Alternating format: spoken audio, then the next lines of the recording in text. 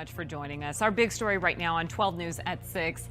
May 23rd will mark 11 months since Daniel Robinson vanished in the Buckeye Desert. His father moved here from South Carolina and has been leading search efforts almost every weekend. But now he says donations have dried up and he's hitting the pause button on the search. So what is next? Team 12's Josh Sanders has been following this story from the very beginning and has more.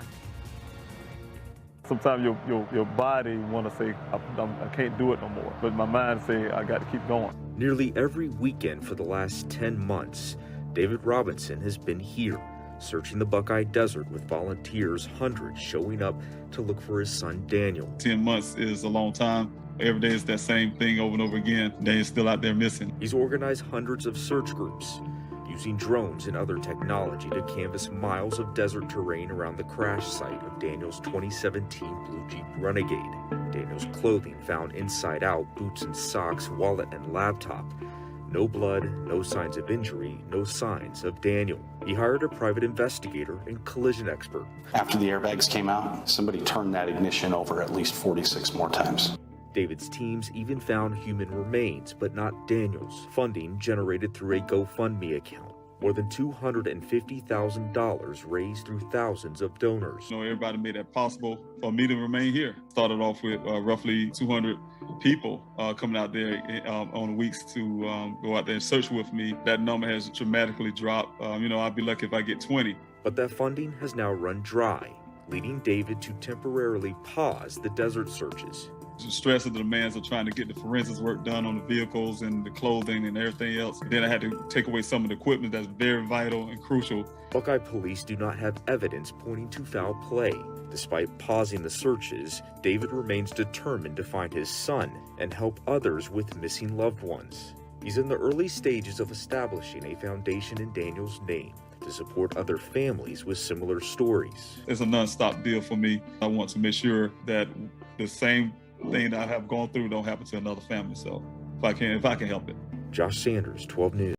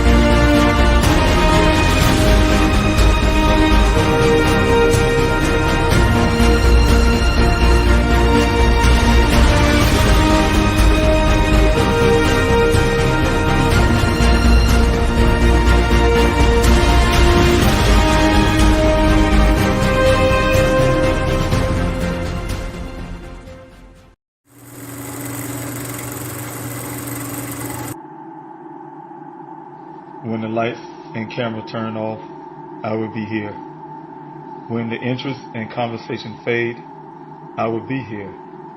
When there's no one around, a father will do anything it takes to be there for his son, to protect his family.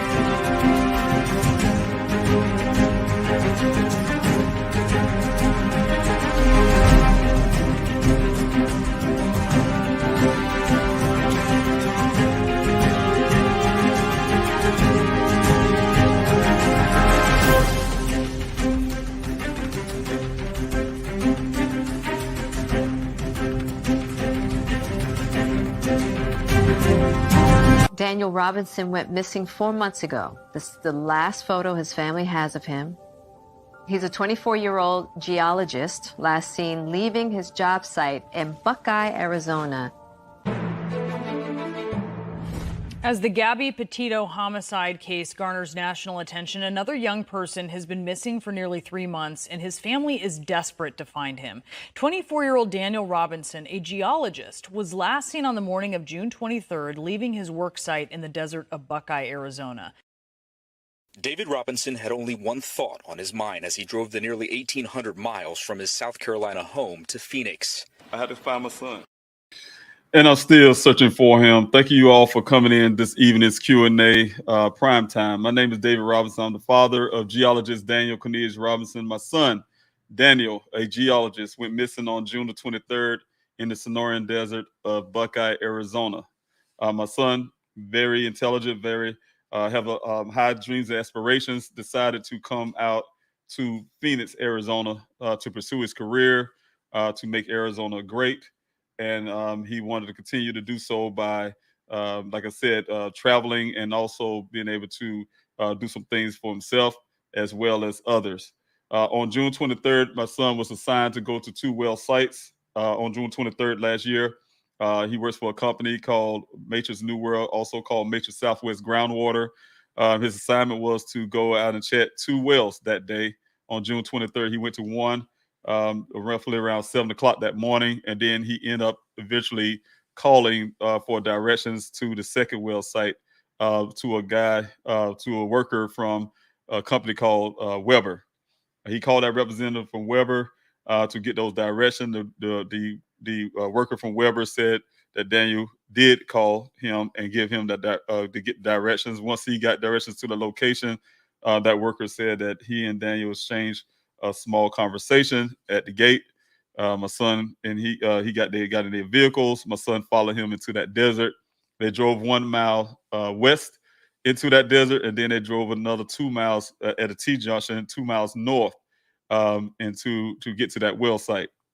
Once they arrived at that well site, the worker said it was roughly around 9 o'clock that morning. They had a brief conversation for about 10 minutes, where eventually my son waved off to him and just drove off, and to never be seen again, even up to this date. As you may know, we're coming up to June the 23rd. That will mark a full year that my son has been missing. Since that time, I have been conducting over 40 weeks of desert searches over 32,000 acres of land, and also with the help of volunteers. There's volunteers that's out of Buckeye to every city here in Arizona, a lot of cities here in Arizona, and also in California, and some people from different other states from different places came out to aid in the searches. We have been utilizing drones, we've been utilizing ATVs, UTVs, 4x4s, you name it. People have been showing up, and we have been getting those things accomplished. Like I said, we also found human remains out there in that desert. We found clothing that belongs to some other individual outside of my son. Clothing that was in the same manner as my son's clothing was found at that crash site. At that time, we thought it was probably a serial killer. We turned all those evidence and things over to the Buckeye Police Department for examination, as well as finding electronics out there near the well site. So we have been doing a whole lot of work with the volunteers. Volunteers have been showing a lot of love continually to this day.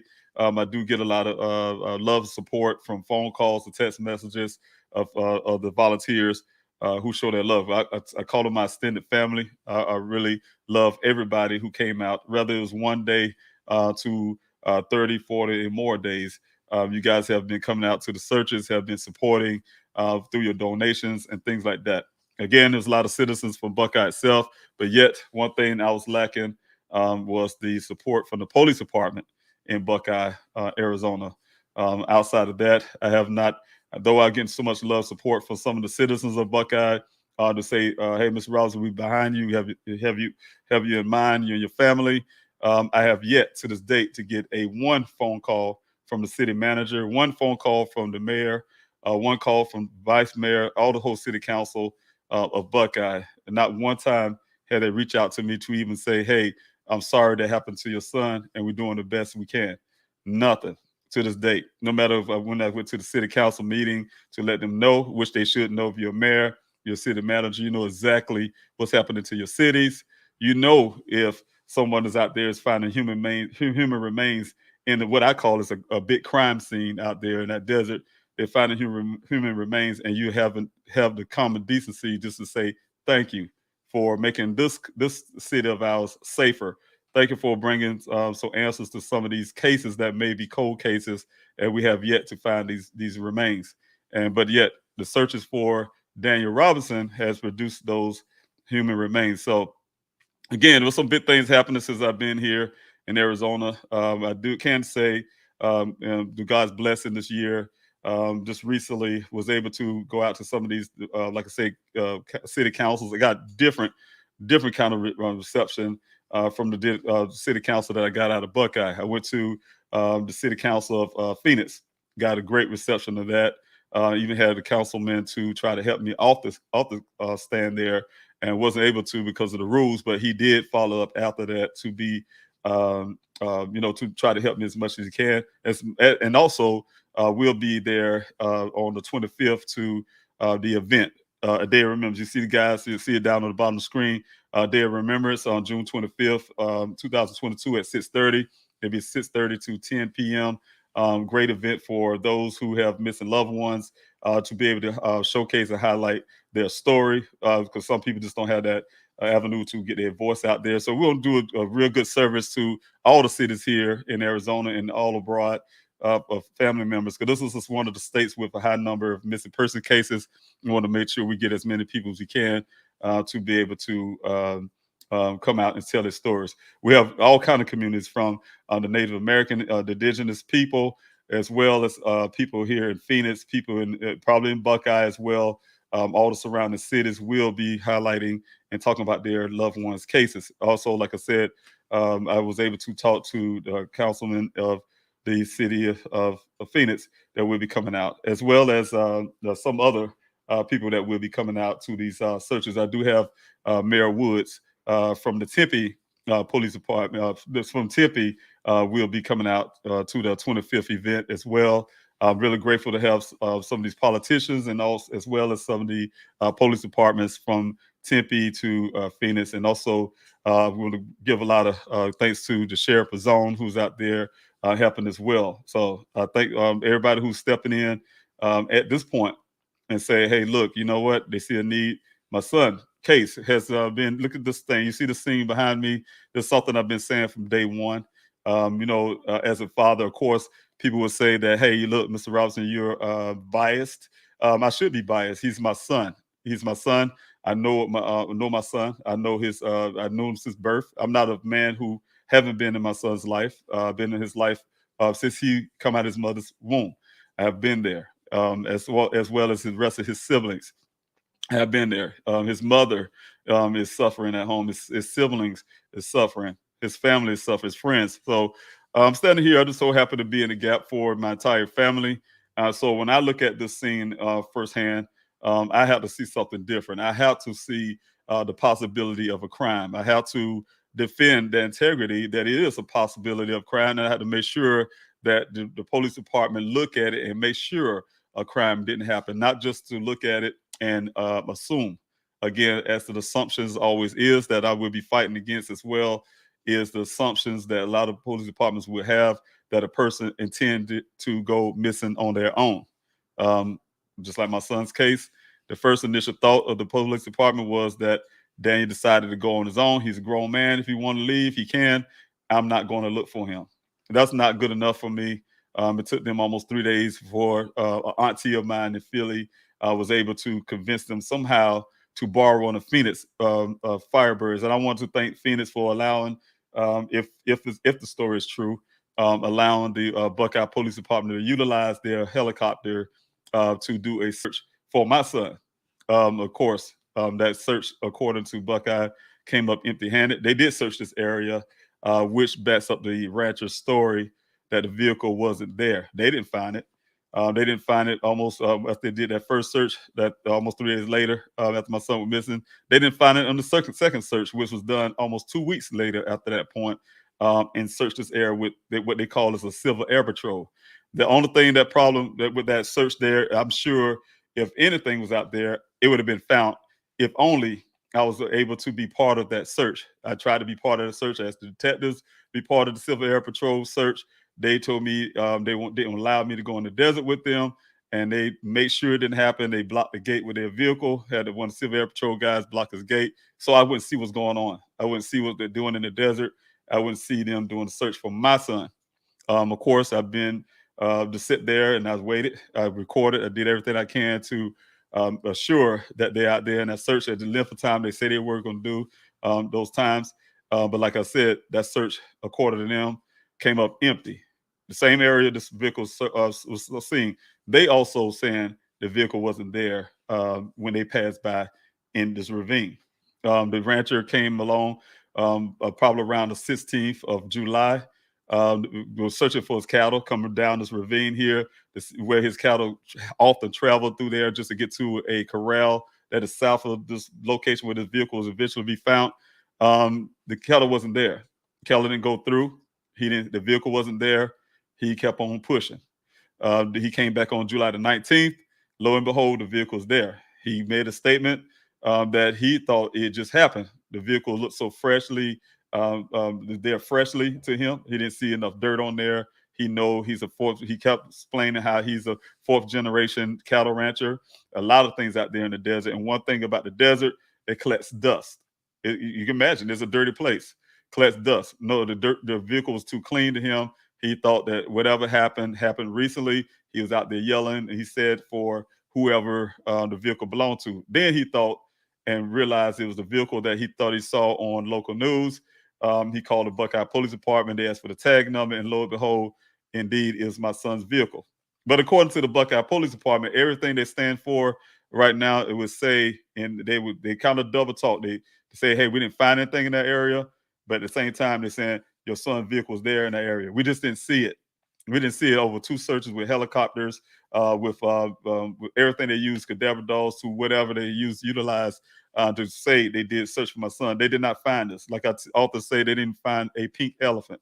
They haven't found a construction cone. They haven't found anything out there, but they made excuses. Hey, the terrain is too thick.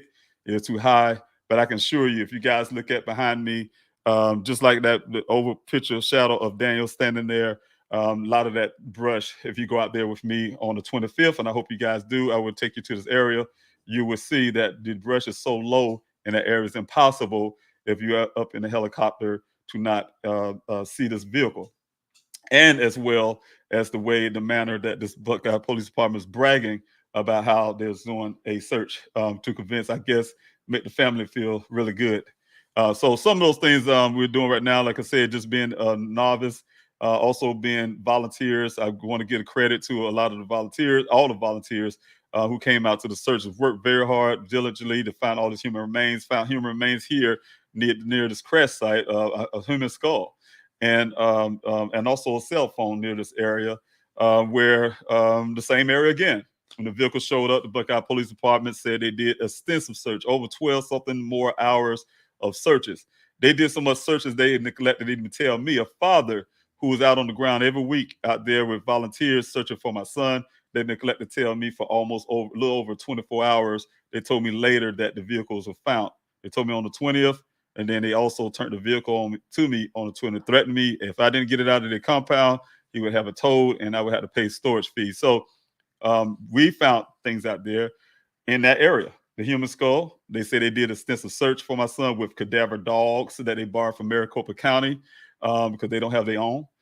They say they had search dogs that they got from Maricopa County that they don't have on their own. They say they used helicopters. I don't know where they got it from because we know they don't have helicopters. So I'm assuming they must have got it from Phoenix again. They also say they used drones, which I do have footage. A lot of this footage that you guys will see do come from the Buckeye Police Department pictures that they gave me that would suggest they used a drone. I have never seen to this day anything that suggests a helicopter search. I did take the testimony of the rancher who said there was no helicopter out there. They did have drone. It's consistent with that. with the pictures that he gave me. He even named how many officers out there, and the pictures that the Buckeye Police Department gave to me will indicate that he's right. It was only S amount of officers out there on the scene. It wasn't a whole big giant search and things like that where I was led to believe. But at the time, I had to take everything they said, except this whole idea that my son had he did some rolling in his vehicle and then did all this twisting and flipping, and he somehow escaped unhurt. There was no blood found. They didn't see any blood in the vehicle, but yet at the same time describing to me that my son had suffered a severe head injury, a brain injury, kicked his way with a superhuman strength out of the sunroof panel, kicked it all out to get out that vehicle, and somehow put that panel under the front end of that vehicle along with one of his boots and one on the other side of the vehicle, and just shred his clothes off and put it in a pile. Not scattered all over around, not because he was so disoriented where he just throwing clothes everywhere trying to get out this clothes because he's so hot. He literally take his time off, take his pants off, took his shirt off, took his underwear, socks, and put it in a pile. Somehow, according to them, walked off somewhere to hide up in a tree where he succumbed to his injuries, or some wildlife animal got to hold to him, and then later described to me maybe he just wanted to be away from his family, did all of this to be away from his family, join a monastery, and become a monk. So after hearing those kind of theories and those ideas, of course, any father, any person will reject that notion and go find outside help. If you're a doctor and some doctor give you some wild story, a diagnosis, and it don't sound right, you go get a second opinion, as well as I did when to go get a second opinion. Once my investigator came along, a lot of things that we know now happened. It didn't come from the Buckeye Police Department. It came from my investigator that I hired. The investigator that I paid for found that there was 11 additional miles on the vehicle. The 11 additional miles he found that came from the vehicle came from the same data that the Buckeye Police Department handed over to him without explanation, without as telling him they didn't have an investigation. And also, just by his expertise looking at those vehicles, he noticed that the damage didn't match the terrain. There's 2 impressions on the windshield, as if somebody beat it with a bat or some large object to try to get access into the vehicle from that windshield, damaging one crest of the one frame as well. Also, there's red transfer paint on the passenger side on the front end.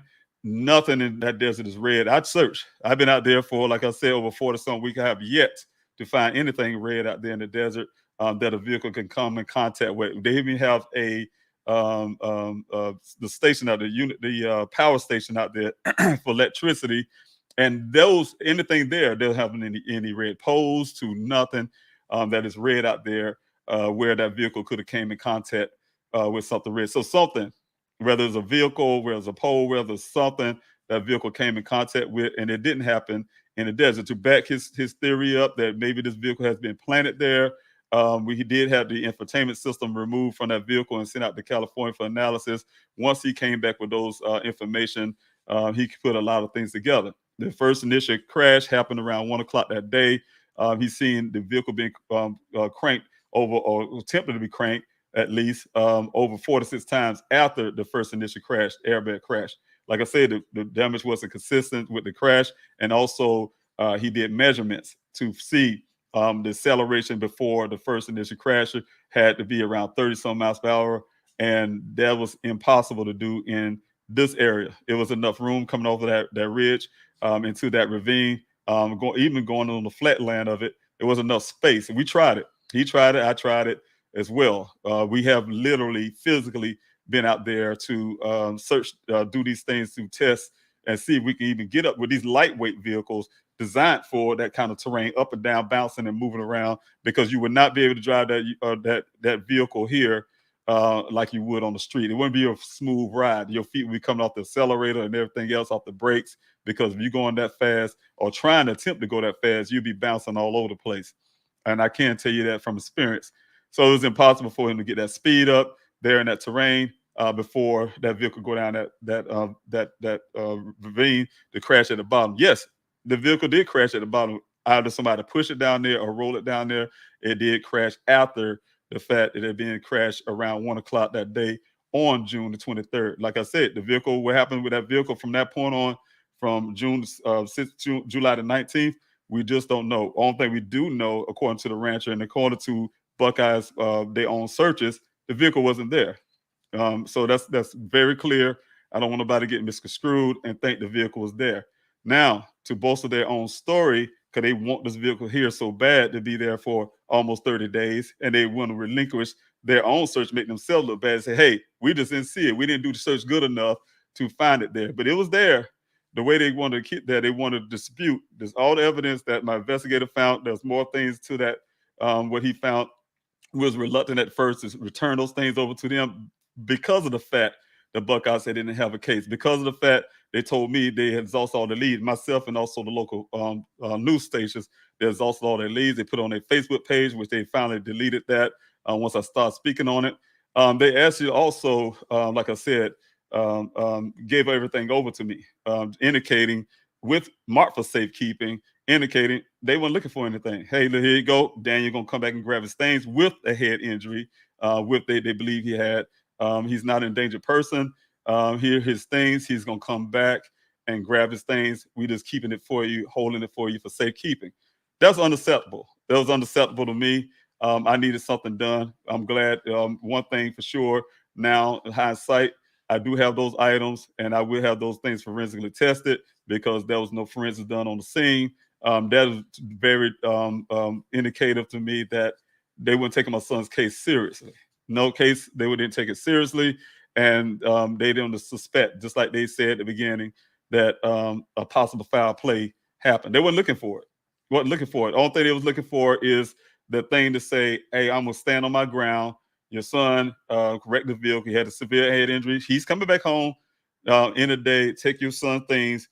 Have a good day. Go back to South Carolina. But, like I said, I know better than that. I know better than that. Got my own investigator. We got our information. We did turn those things over to the Buckeye Police Department.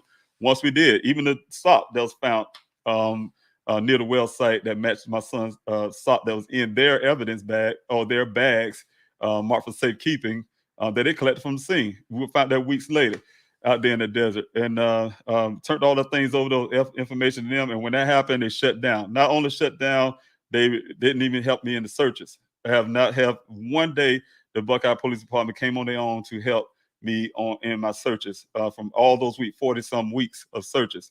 But they did take the same money that I asked them to help you to help couple things. Help me raise the reward money. Chief Hall couldn't do that. He said he couldn't do that legally, and all the excuses, whatever excuses he had, he couldn't do that. The other thing is he couldn't do is provide the drones that I was asking for, provide some of those cameras to go down those wells, search these mines that's out there, help me with the volunteers to keep the volunteers safe, security, whatever the case may be. A lot of things didn't happen out there in those searches. But they utilized more money. They didn't want to put a dime on my son, but they put more money into a private investigator, which is what they call as accident reconstruction as well, supposed to be in this top and great accident reconstruction. I can tell you the accident reconstruction that I hired at the time was a lot better. And the reason why I say that, because he had hands-on evidence. He looked at my son. He had physical evidence that he touched. He examined. He looked at. The investigator they hired have never seen my son's vehicle, never seen his clothing, never touched it, never smelled it, never tasted it, just like I like to say, never done anything, but yet made a full page report on their in their report, their police report, stating all his opinionated facts that wasn't based on physical evidence that he actually touched and examined himself. He never examined that vehicle with his own eyes. He took third-party pictures to make determinations. He also even went farther, as in going to a dealership instead of the manufacturers, to find out if there's the discrepancies that he saw. He think he see that if there's somehow a discrepancy on the odometer versus the dash, just to try to say, hey, no, that 7 additional miles wasn't there. That's just a little fluke or something, But we all know if that was a fluke, for any manufacturers, the first thing, if you go, in which I tried, and if I would, I'm going to try again. You send that information to that manufacturer saying they have a fluke there where the odometer don't match their computer. They would do a recall. There's no recalls on that vehicle about the discrepancies there, but that's what they want to sell to the public. This guy wants to say he went to some dealership, and an expert at a dealership now Said, yeah, there'll be some. I'm Bob Joe, the expert. Somebody tapped me on the shoulder, asked me, yeah, man, sometimes that happen, man. That's just what it is. Let me write this in my report. So that type deal. That's just like poor police work to me. It's not professional. It's not something that you do when it comes to somebody's life and somebody else's child's life. Because if this was a police officer vehicle again, like I said, a lot more would have been done from day one. I would never heard the excuse that this officer, all of a sudden he was at his job, and one of the guys at Wells said, "Yeah, I seen the officer. He just waved at me and it disappeared and just went on." And they go tell the fan, "Well, Officer Robinson was a good officer. He's a grown man, and if he want to disappear, he can." We would never heard anything like that.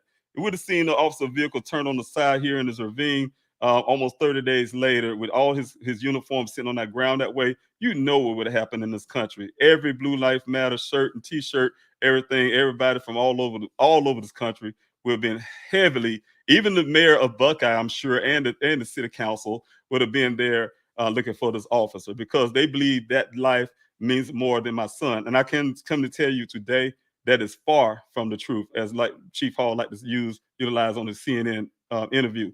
It's far from the truth. My son's life is just as much worth it as any officer out there, anybody out there. And I need to treat everybody, not just my son, but anybody who's missing, the same exact way they would treat an officer. If an officer want to apply themselves to find a missing person, just imagine it's one of their own. I just know that when we're in the military, we go out there, we leave that wire. My battle buddy at the time, and also all my fellow comrades there. My personal battle buddy at the time, we would do a prayer together before we leave the wire. We call it the wire. We leave the fob, and we know there's a possibility we won't come back. But one thing we had in common is that every soldier that I have been around in Afghanistan, we had each other's back, no matter what. So I'm telling you what, the same way you have each other's back, you should have the back of the citizens that you've sworn to protect.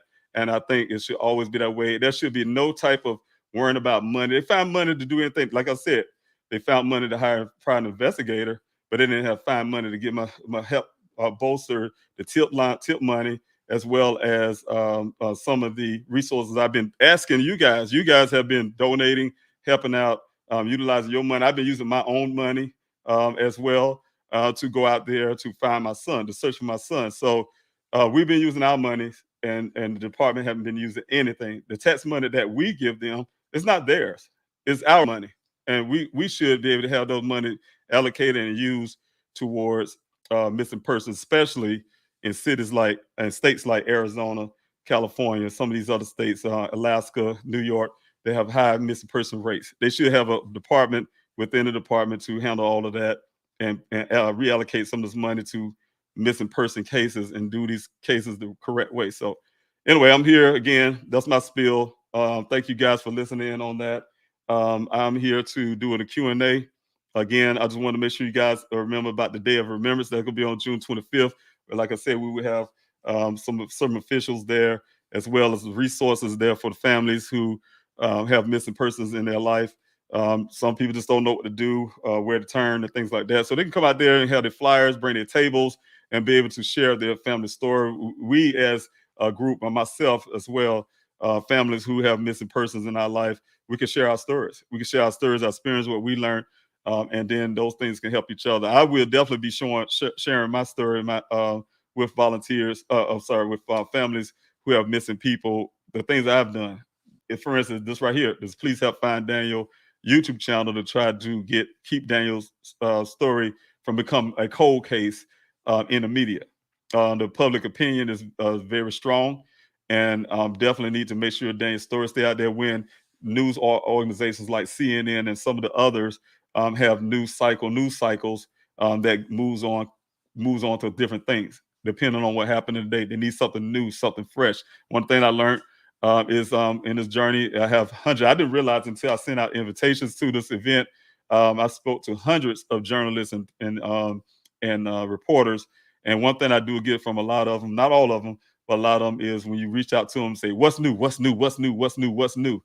Because they need something new, just to put your loved one back on their channels, to put your loved one story back on the forefront. They look for something new. It's almost like gossip. I need something new. But you know what? It ain't nothing new. it's the same old thing. My son is missing. I have had little help from the Buckeye Police Department at all, none at all. And as well as I had to do these searches out there looking for my son with the volunteers. I had to start a flyer distribution to get his name out there, started a YouTube channel to, you name it, to doing my own investigations, trying to collect money to do forensic work that wasn't done on the scene. So all of that, that's new. That's the same old, same old, same old, same old. I think something new will come out whenever I get the same kind of attention that some of these cases come when you got departments from all over raining down on one case and trying to find this person. That'll be gossip for the news organ. You'll see them come out of woodwork. Hey, that's a new story. I'm going to get that, that type deal. So, my son is not a story to sell or to tell. My son is a person. He's a human being. He's my son. I love him. And I'm sure you guys love him too. That's the reason why you're here and support. So I'm really grateful you coming out this evening on this Q&A. Again, make sure you come out there. Remember to support these families. They need you. I needed you. So you guys have been there for me. You need to be there for these families if you can. I really appreciate those who cannot make it there. Please, we will try to make sure we have some type of live or some video feed and things like that from that event. So definitely come out and support these families. Really, when I say we, I'm part of that. My family's part of that. We need your support. We need you out there. Hey, it's a statement. Just like the Candlelight Vigil was, it's a statement. You guys are there with us as a family of missing loved ones. Also, the anonymous tip line is there. I know the Buckeye Police Department had theirs, but this is one I'm paying for. Again, money I'm pulling out of my pocket to pay for a tip line. That's a 24-hour, 7 days a week tip line, live operators that would take your call. Very courteous. I call it myself just to double check, see what I'm paying for. Very courteous people will take your tip. They will allow you to be anonymous if you like. Again, saying utilize that number. It's not for everybody I'm talking to. It's for that person who knows what happened to my son. That person who knows have answers to what happened to my son. I paid the money just for that person or those persons that know. Here's your number. This is for you. This is a present for you to utilize to help me and my family get some closure to what happened to Daniel. So you guys need to use that. The number's for you. If you don't want to call the number, talk to those the operators that's there. You can also just text the word tip from your burner phone, because I did get a lot of people hit me up on burner phones a lot. Use those burner phones to text the word tip to that number, and you still can remain anonymous. You're already anonymous with the burner phone, but you can remain anonymous with or without a burner phone. So just go ahead and utilize that until just go ahead and clear your conscience. Go ahead and clear your conscience. It's okay to do that. We don't all live forever. You don't want to live your life with a conscience that's gone bad. So you definitely need to go ahead and clear your conscience, be honest, and tell the truth of what happened, and give this family, like I said, give me and my family some closure and to this whole thing. It's been terrible going on a year. A few days, some people look at, hey, there you go, the news crews again. Hey, it's going on a year. What's happening to you? They're looking for something. I'm looking for my son. That's what I'm looking for. And I'm looking for him before this year is up. And so this year time, I've been looking for him from day one. So hopefully that happens. Hopefully that happens. That'll be something. That'll be news for me. I find my son alive and well before this year time frame is out. That'll be some news. That's the news I want to hear, and that's the news I would like to put out in the public. My son is alive and well, and he's found. That'll be the greatest news. If you guys want to get in contact with me, that's the number here, and also the email address. If anything, any events, any reporters who watching this want to reach out as well, you can utilize the email address. Please help find Daniel at yahoo.com. Anyone in the public who want to be a part of the event on the 25th and want to reserve their space can utilize that. Please help find Daniel at yahoo.com as well. As going on, please help find Daniel website and go on the events tab and go there to RSVP for those who just want to attend and be a part of the event. So if you want a table, please hit us on the email address there. and one of the team members will take care of you. So I really thank you so much for coming in this Q&A again this evening. I'm David Robinson, still in the gap for my son. And again, the Q&As will be only on Wednesdays every week. It was on Monday, Wednesday, Friday. One time it was every day when I first started, but Monday, Wednesday, and Fridays, it'd be 1 in the morning. You already know 6:30 a.m. Here in Phoenix time, Pacific time as well. But that is 9:30 a.m. on the East Coast. Then I have an evening, the Q&A prime time, which this is here at 5:30 p.m. Here Arizona time, Pacific time, and always also for 8:30 p.m. East Coast time. So you guys can join in. This is for your time for people who really have interest in my son's case. You guys have been there from day one, champion, where police and law enforcement has failed. You guys have stood up and have been there. You guys have been signing petitions. You have been doing it all, and I'm really grateful for you, and I really love you for everything you've done from this point on, and continue to do so. Thank you so much, Doohickey, for being here. Cheryl for being here. Thanks, Sophia, for being here. Daisy C, thank you for being here. Also, again, Sophia, thanks so much for being here. You knew, thank you for being here, and all this, and you moderators also for being here. Thank you, you knew, for being there. T. Sophia, thank you for being here and all your hard work you do in the back, also as well. Thank you for being here. Also, D Love, thank you again for coming out to the Q&A in support.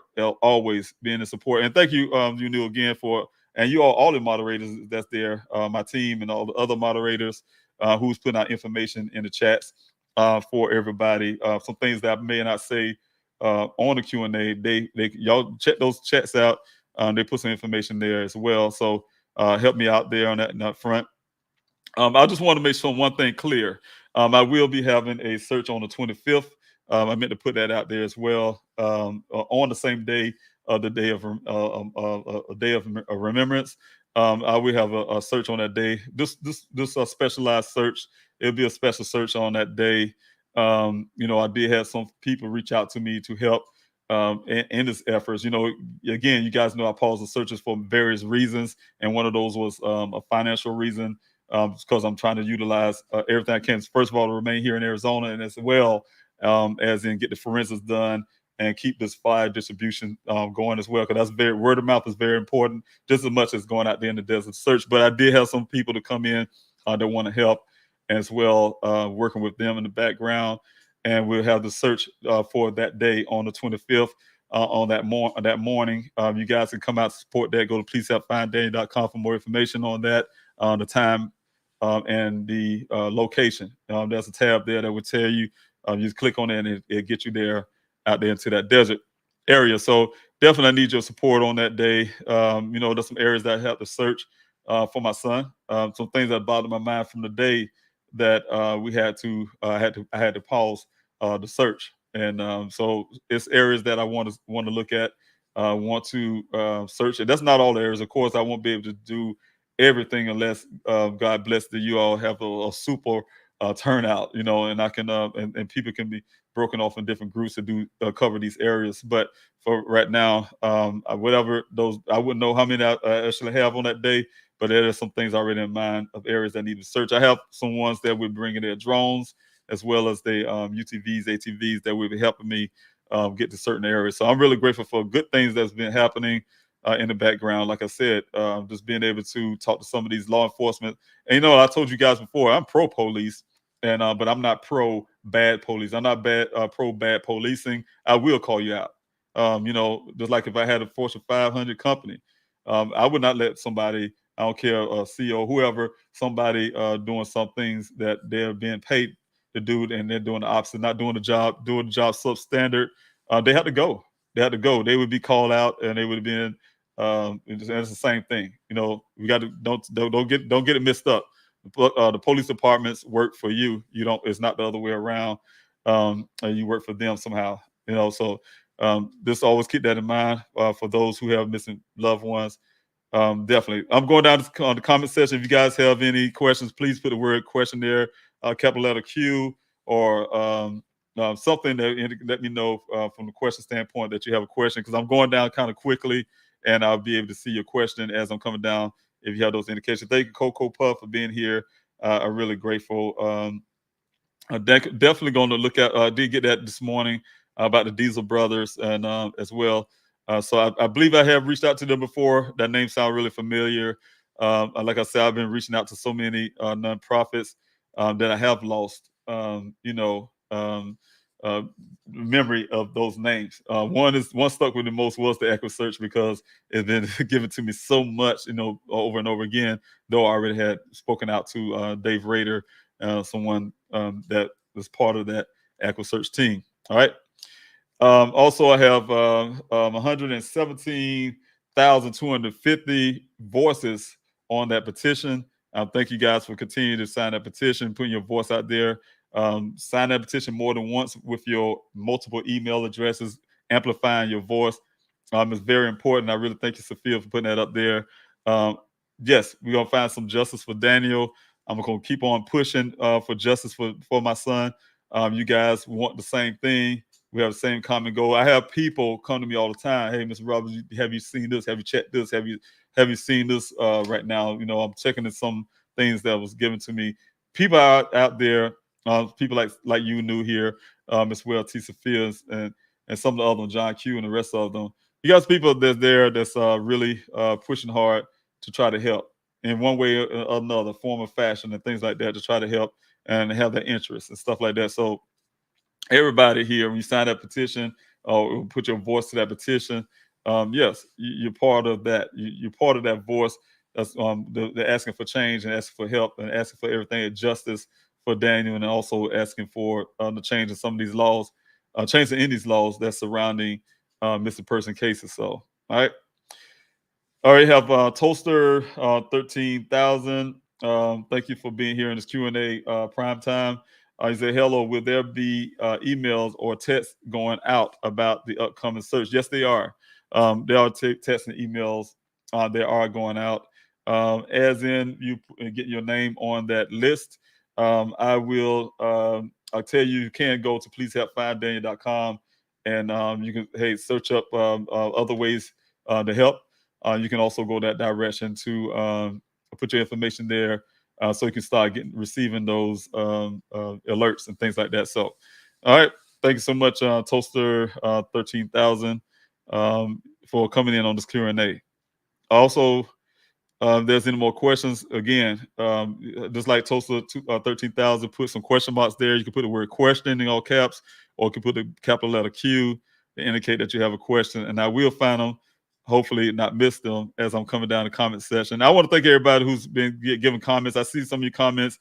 Just because I don't say anything don't mean I don't see them. A lot of them I do see, and I'm able to. I don't see everything because I'm trying to do my best to. But if I miss it, you can also comment or ask those questions again.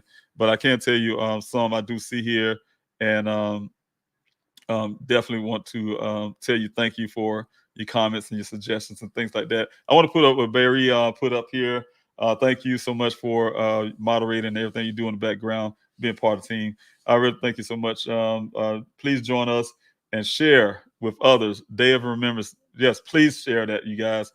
Please get out to everybody you can. Try to do your best to convince and tell people to come out to this event on June the 25th. It will be at 6:30 p.m. till 10. Right at the Arizona State Capitol. You guys, please, I don't care what city you are in Arizona or where you're at, or if you're in California, wherever, if you can make it out on the 25th, put on your calendar. Please be out there. If you can't, please just make sure you try to push it out as far as you can in social media websites or social media channel, YouTube channels or whatever. Just put it there and try to get as many people you can, because we need the numbers, we need the people to support families. When I say these families, my family as well. Support our families in this on their search for their loved ones. It's painful. People don't know how painful it is until it happens to you. In a million years, I would have never thought I was sitting in my retirement, my military retirement, and get a call that my youngest son is missing. They're looking for my son. My son is not where he should be. And, I never thought I would be here almost a year in Arizona, a state that I'm going to tell you guys, I said it this morning.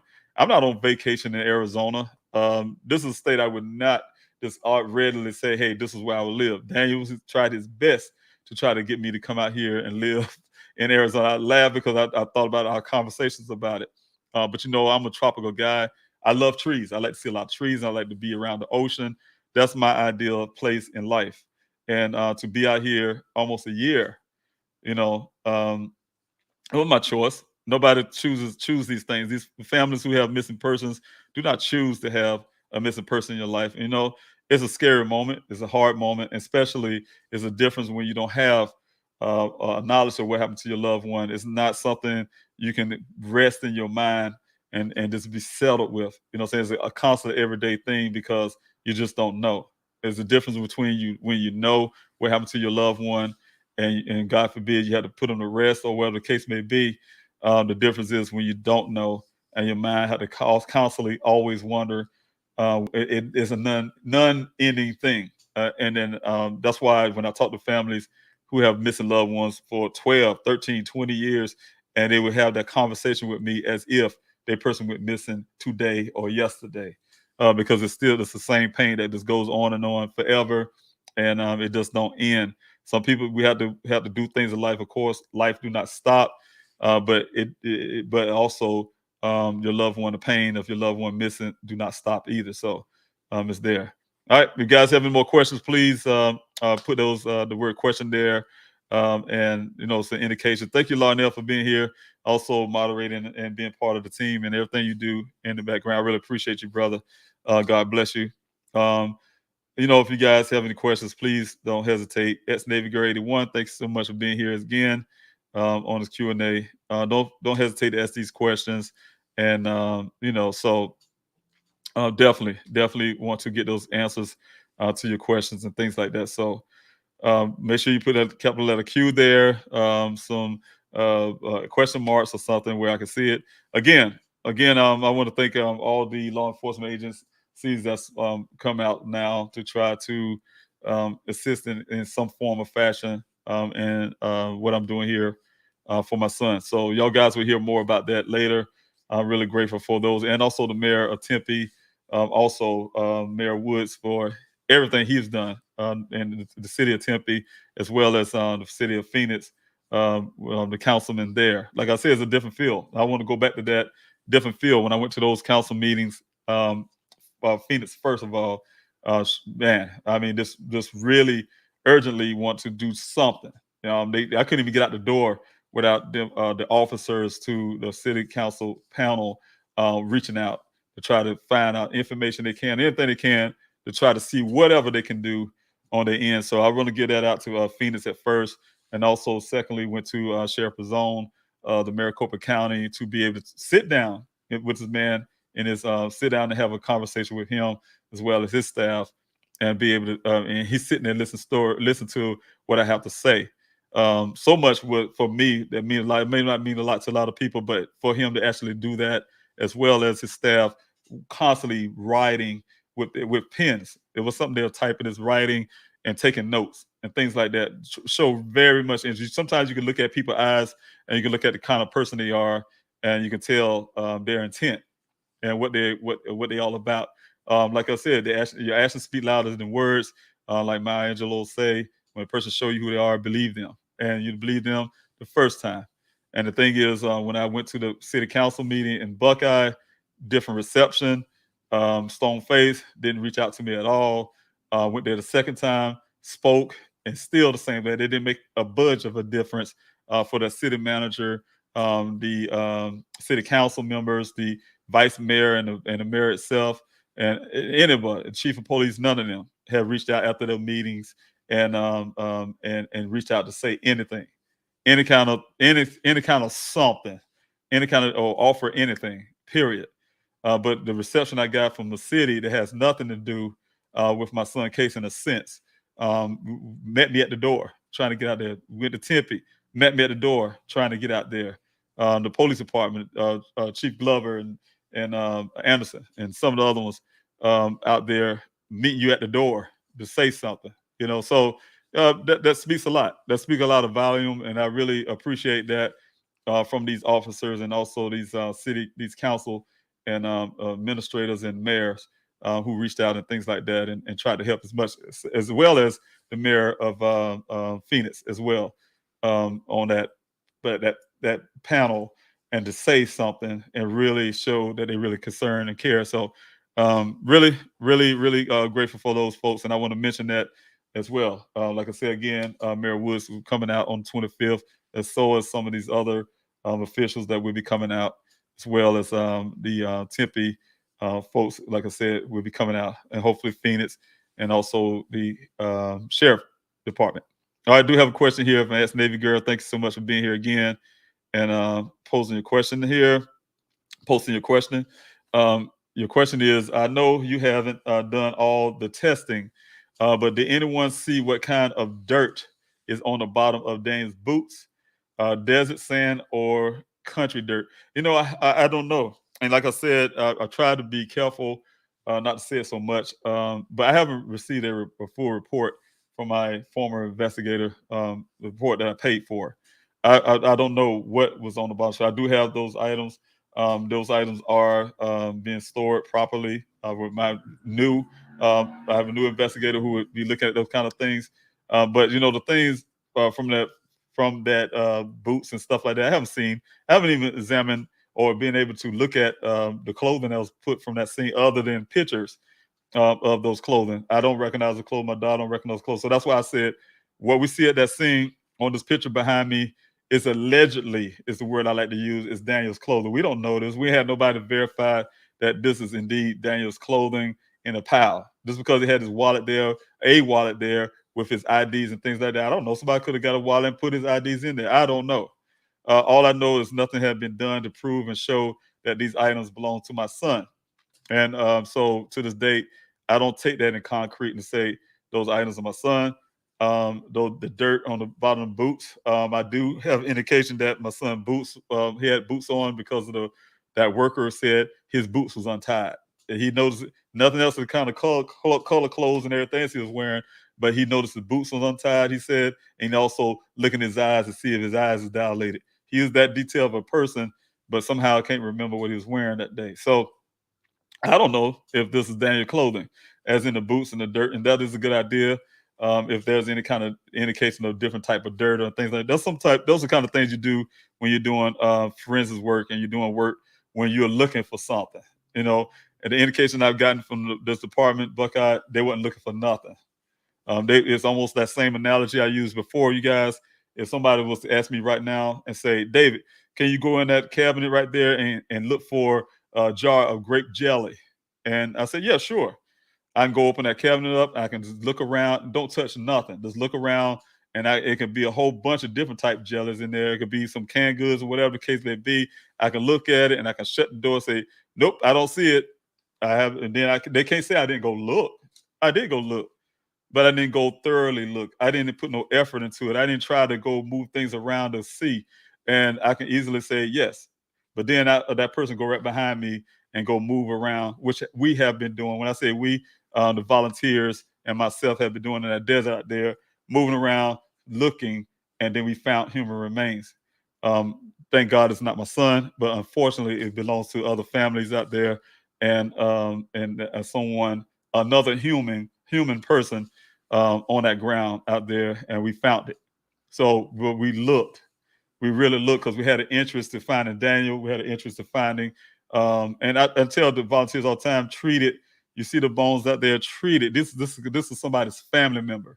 Had we had listened to Buckeye at one point when they called human remains, we found out there animal bones, like to try to call everything we found out there animal bones. There's a lot of animal bones out there. That's true. It's a desert. Things kill each other, eat each other, that type deal. But everything's not animal bones. They called it the bones, the fresh bone, animal bones as well. And like I said, it was later found to be human bones 3 hours later when it was sent to the Maricopa County. It was human bones. Had we listened to them and did not push and had that thing looked at, those bones remains looked at, somebody's family member would still to this day be lying on that ground out there. So that lets me know how you look at things and you say, that is animal bones, because you don't want to go do no efforts. You don't want to look in that cabinet. You don't want to move anything around to determine if indeed it's animal bones or not. You just throw out things and say things and just go with it. No respect for somebody else's family member who could, every bone out there, I don't care if it's animal or not. If you come across it, if there's any questions about it, it should be searched to make sure there's nobody's family member is lying down on the ground without somebody coming to grab it. If it's their mother, if it's their siblings, they wouldn't want that for their family member as well. So anyway, thank you guys for listening to me on that. And let's say 3 p.m. Okay, I do have a question here. I have to figure how I did that. But anyway, did they track down the co-worker movements from the time Daniel left his job site? And if I miss any questions, I'm gonna go back up here, and I will, because I think I did somehow skip down, but I will go back up and try to look for some more questions as well. Kate, thank you so much for your question. Did they track down the co-workers movements from the time Daniel left his job site from 9 o'clock to 3 p.m.? Did he call and give feedback to his employer every hour like he said he would if Daniel isn't back? It don't make sense, because Daniel do have to do, his story. This guy, he just changed his story. Like I said, more and more I talk on Q&A, I'm sure they go back, and I see some things change even on the police report added and stuff like that, because I talk. And the thing is, his story was never that he waited at 3 o'clock. It's something in it that I know he's trying to match that timeline together. So one thing is, in my opinion, he's trying to match the timeline. So one of the things I can say is, yes, Daniel, his job they would have been noticed, and somebody would have noticed that Daniel hasn't been seen. I'm sure they would say it a long time. These people, Daniel's company is an engineering company. They need these readouts and things like that for their customers and things like that. So it's fair to say that it wouldn't be from 9 o'clock to 3 o'clock that Daniel's job wouldn't be inquiring and needed these readings, right? These measurements that Daniel does. He just sits there. Like I told you, I talked to Daniel on many job sites in the past. He and I would have our 2-hour conversations from his job many of times. And because he had nothing else to do, to sit there and he'd say, hey, hold on, Dad, I got to go check these measurements. He go and go do what he got to do. Then he back on the phone again. So every so often he go call his company and give them those measurements of the water level and things, whatever going on, his job. And it would have been from 9 o'clock that day, that morning, to 3 o'clock before that job would say, hey, yeah, you heard from Daniel or something like. No, it wouldn't have been that, first of all. Second of all, that wasn't his first initial statements. It wasn't his first initial thoughts, but now it's kind of gravitating to push the timeline. I know the reasons why. There's some things I can't share here, but I know the reasons why. And, I can't say that, no, nobody has tracked his movements. I did. After the searchers, after the volunteers left the desert, I go out there all the time and check things out. I do recreate the story that this guy gives. I want to get the man the benefit of the doubt, but the story don't make sense to me. It don't make sense. It don't sound right, but it sounds right to the Buckeye Police Department. They put it in their report. I don't see them vetting that story the way I did, because if they did, they would see some of the same things I've seen. Just listen to the story. If you listen to the story, I can tell you, it almost even take you to the site here, literally. You follow exact the words that he gave me. It'll take you directly to this crash site, for one thing. Not saying that's what it was taking me, but it's kind of ironic. It was taking you near the area if you was to follow that. But the thing is, I'm saying the story about the thing that stuck out the most to me about the story is that the tracks, leading out to this area, first of all, and he's staying left of those tracks, not to disturb them, because he knows things will become pre-thinking and we're going to come national and the police are going to come looking, they're going to go national. And it did. He was right. But you know what? Pre-thinking those things that he had to preserve the tracks for what? How you know Daniel was missing? How you know he didn't take off? What make you think that he was going to be deemed missing at the time in that day? You only met my son for 10 minutes, that he said. Only had a conversation with him for 10 minutes, but yet you determined a lot of things. Then now he's adding a story that he was running around in circles and all kind of stuff. It goes on. The theater, to me, plays on more and more that Daniel stays missing, and more I'm on Q&A and things like that. So again, No, I haven't had any indications where they track anything. Only thing I got from the Buckeye Police Department, in my opinion, is that what they have, not his opinion, what they have told me has nothing, never been anything. Hey, we brought this guy in an interrogation room to vet his story. We went through his story to make sure it was corroborated. It made sense. We did everything we can to take it with his cell phone pings to see if he was in this location or he did this or that or blah, blah, blah. None of that was done. They just took his statement and put it in a police report. He said what he said happened, and they said it too. And they back his story up with everything they can, going to co-workers. They say co-workers, they never use the word plural. Co-workers said he's been acting strange and even lied on me and my daughter. The father said he's acting strange or whatever the case they came up with stuff. Acting strange. Co-workers. Dane's a field geologist. He barely even going to the job site, but somehow his co-workers said this. They barely even see Daniel. They'll tell you that Daniel's a field geologist. They barely see their field geologists in that office. They'll come in through the back door, drop their stuff off, and keep it pushing. So the samples. All right, thank you for your question.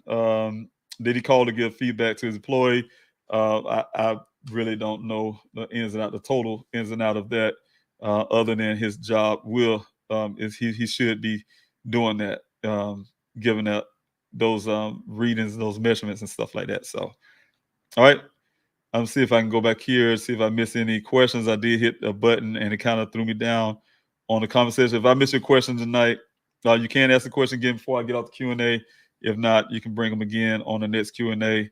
I am going down the comment section. If you guys have any questions, don't forget to put the word question there before your question, Q, or some question marks or something in there where I can see they have a question. Good. I do have a question from D Love, and I will come back down again. I'll start here. Thank you, D Love, for your question. Mr. Robinson, did the Buckeye Police Department explain how they came to the conclusion there was no blood in the vehicle? The only indication they gave me was in two different areas. When they first told me about my son's vehicle, he came in and told me to come down to the police station, that parking lot. He explained those pictures that he had, that picture that he had in his hand and the two maps. He said, hey, we didn't see any blood in the vehicle. Good thing, Mr. Rob, we didn't see. When I hear the word see, I'm looking at their eyes. You know, you're looking for something, you see. I don't see no blood. That's the word they use. Also utilize that in a meeting. So as in the conclusion to them, in my opinion, is that they didn't see it. I didn't see it, so it's not there. But I have reiterated in that meeting how you know no blood was in that vehicle. You know, have they used any luminol or whatever kind of stuff called or any kind of lighting? I didn't say that because I didn't know those words, but I did ask them. No, they did not see any blood. They didn't tell me, hey, yeah, we did this. We used the lighting. We searched the vehicle. And we didn't find any blood. No, they said we didn't see any blood in that vehicle. How you know the blood wasn't there? How you know blood still is not there? You know, that type deal. So all the conclusion I got from them is that they didn't see any blood, so therefore it didn't exist in their eyes. All right. So that's the answer to that question. Thank you, Larned, again for your reply. Amen to that.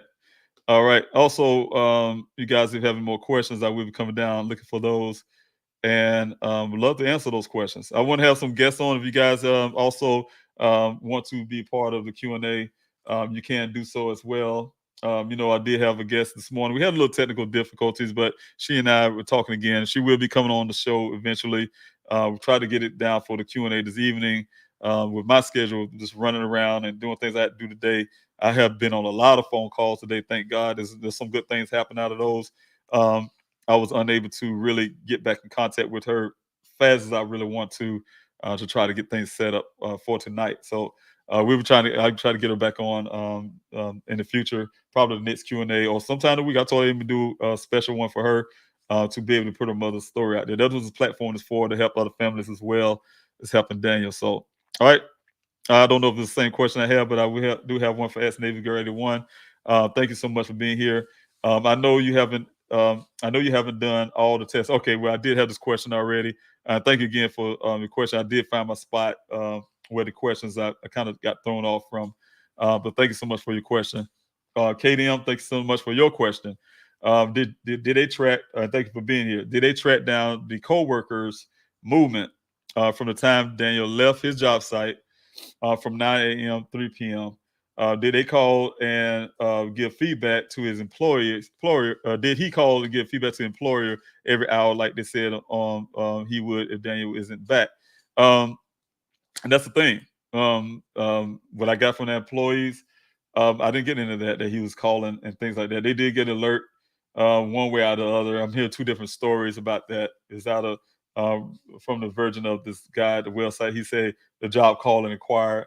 And then at one point he said he called, inquired, but nobody have yet at 9 o'clock, supposed to be at 9, you guys, that Daniel was missing, call his phone. You know, if a person is missing, a person I think is something wrong. Hey, if I thought he was acting strange and odd and he just drove off and the job asked me, or the case is, if he was that worried about anything, he would have called his cell phone. He had the phone number.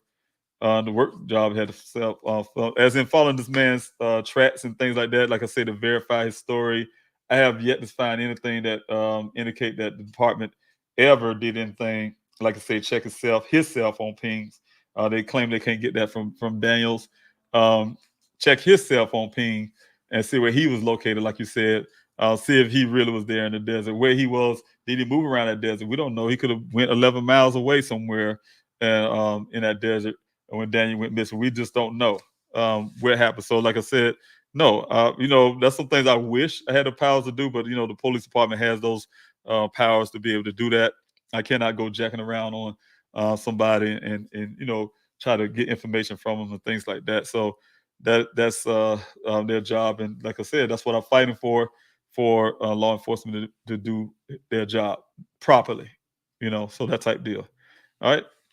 Thank you, Laura Hobbs, for being here tonight on the Q&A this evening. I really appreciate you taking time to do so. Question, what time are you planning to search on that day? I've been playing around with the 6:45. I have been, trying to scope out the weather. So what I plan to do is tonight is try to see if I can figure out, just kind of get an idea in Buckeye what the weather is going to be like, coming up. I know it's not going to be raining for one thing. Less likely any rain going to happen. But I just want to make sure the heat element is something to set that time. So for right now, it's at 6:45. It may end up getting adjusted to a little further back. I'm not sure, but I'll make that determination sometime before the weekend. But like I said, just watch the website. That if I end up changing time from 6:45, that time I change it to will be permanent, because I will be looking at the weather and kind of check to see what else going to be like in the mornings. What weather is now in the mornings in Buckeye and out there in that desert and things like that. And so definitely can do something. I do have indications that law enforcement will be joining the search, not Buckeye, of course, but law enforcement itself will be joining the search and being a part of that search. So that's some good news as well. Saying to have some law enforcement officials out there helping me in this specialized search. Again, the searches have been on pause. They are on pause, but this is a special search to be out there. I have the people who want to back this search up, utilizing their UTVs, ATVs, drones, and things that I need to do the search, as well as being able to bring you guys, if you're volunteers, if you want to bring your UTV, ATVs, anything, if you want to just do line searches, I definitely need line searches out there. That's how we found the human remains.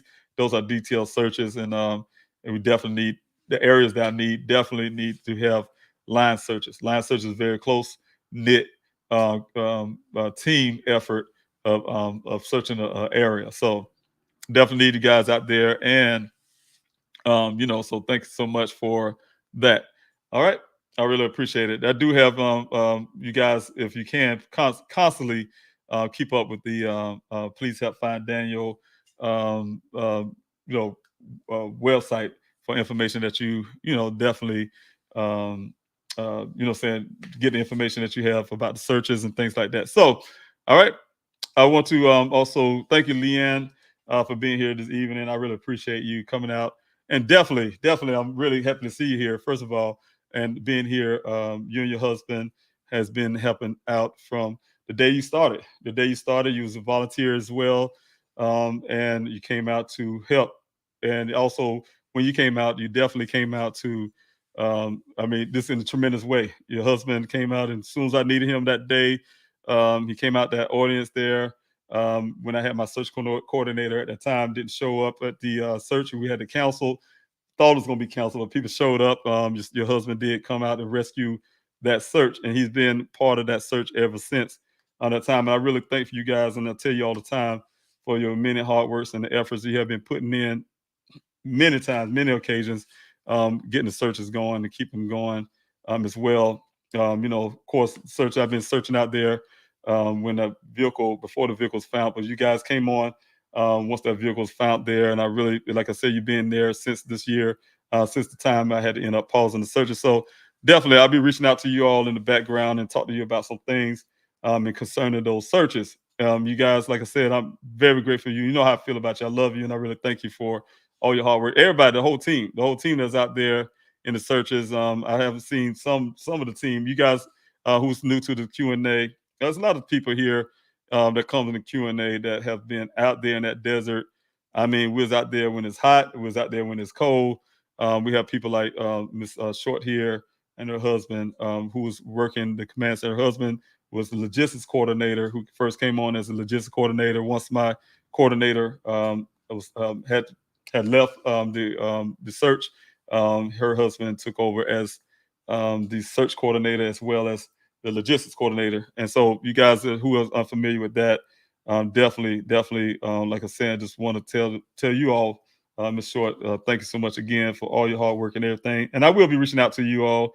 I have a lot of things going on, and I definitely want to talk to both of you. Not sure what's going on. Yes, those are things. One of the things I want to say about the search, and I'm thinking what you're going at is being confused about the searches. This is a decision I had to make, and this decision is based on people reaching out. I had some organizations reaching out that want to help in this endeavor. Like I said, I have some officials that may be out there to help as well. So this is something different. This is a specialized search, operation search.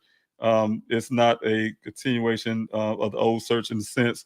I have, so I'm still want to make sure if I'm going forward with a constant search like that, I definitely have to have those avenues of resources and things like that in place. But right now, those things will be in place for the search here. And I just want to make sure it's ongoing. Before I say, hey, look, this search is going to be happening every week. It's going to be happening, things like that. But it's some areas where I have the opportunity. I'm taking advantage of that. There's some areas that have to be searched that I definitely need searches. Like I told you, and you know this, Leanne, it was hard. It's hard to make a decision to put the searches on pause. I remember the last line search we did. I was looking over. You guys probably noticed, Leanne, I was over to the west of you guys doing line searches because in my brain, I said, "Have we just can go over here and search this area that we haven't been able to cover?" I knew that was going to be the last search, most likely. Didn't make a final decision at that time, but I had a real indication that I would have to make that decision, and it was hard. It was very hard to imagine in my brain my son in the condition that we find a lot of these people's family members out there in that desert. The desert is very cruel and very brutal to human remains. It's dry out there. You have wildlife scattering things around, and then we do get monsoon seasons, the water and things like that. It's a lot. So it was a thought. It was a thought in my brain that, hey, I'm leaving my son behind. I am a soldier.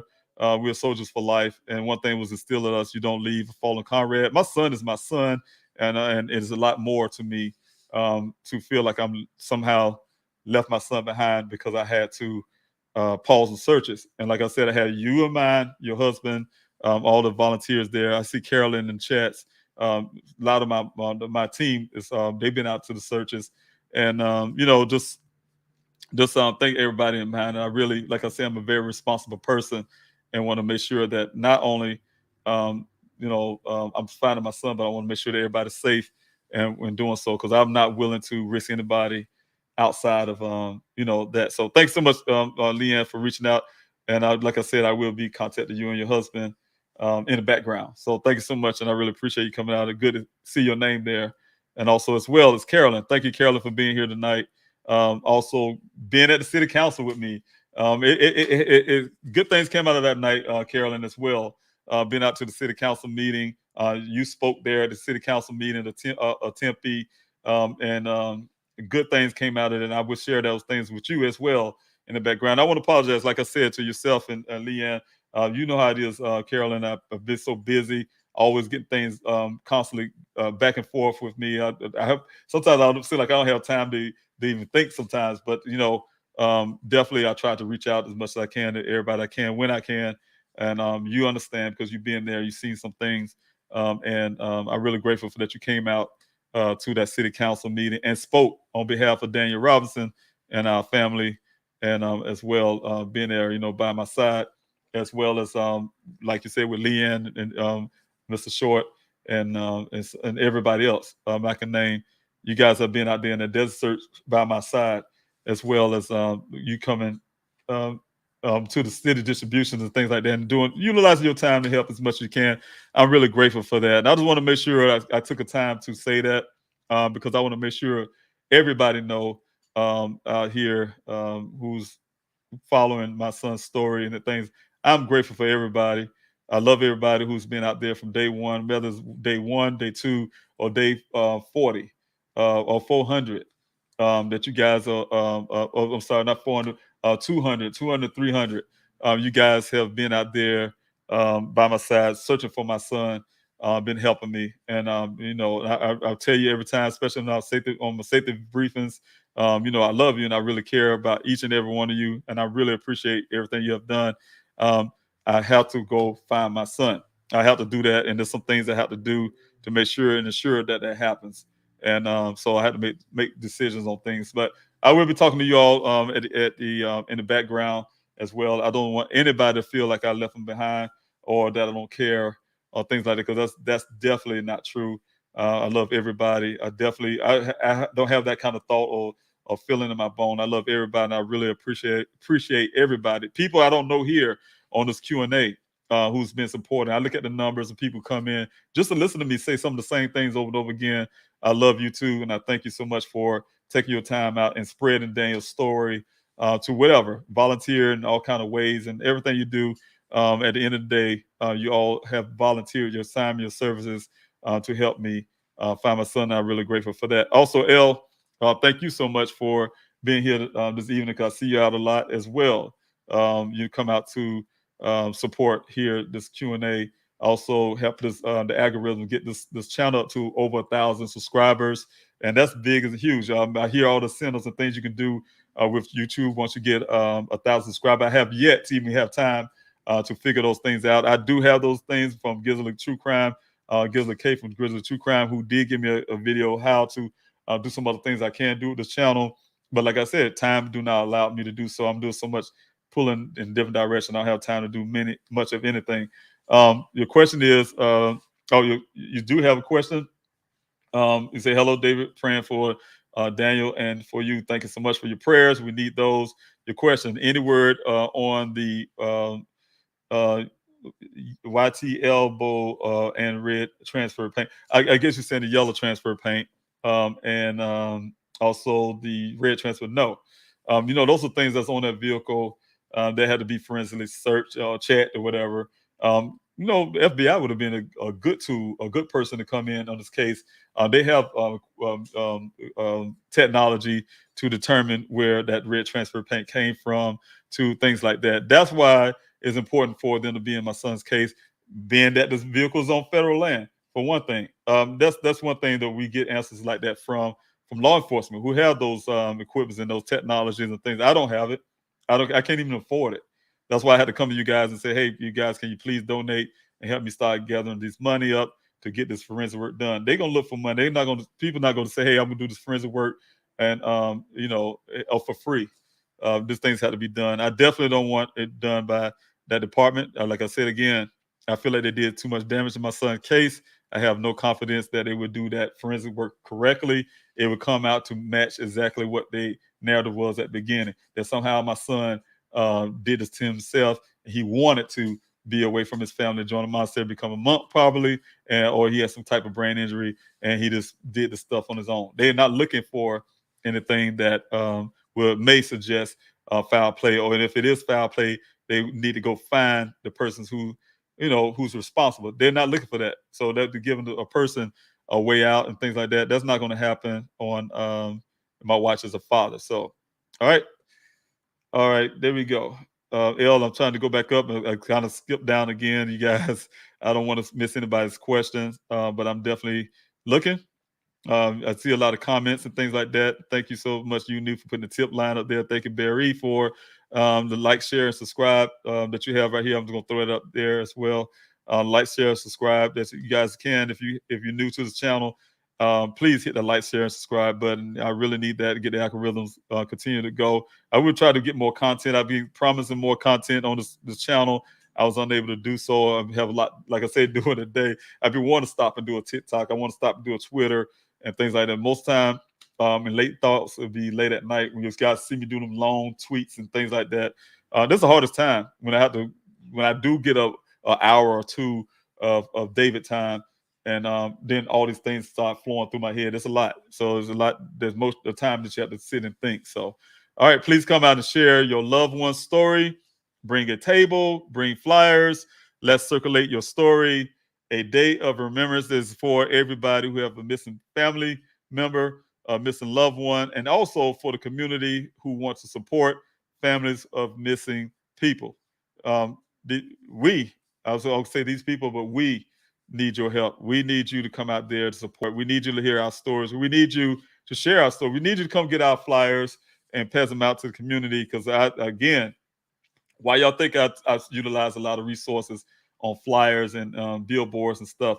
Because word of mouth is important. The first thing that all police, a responsible police department does is reach out to the community, and they come out the tip line, say, hey, if you heard anything, they'll say something, and they put out this information because the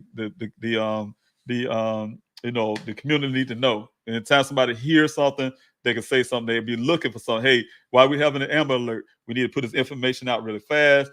Everybody looking everywhere, that type deal. So definitely we need you guys to come out there and grab these flyers, take them back to your cities, back to your states if you come from out of town.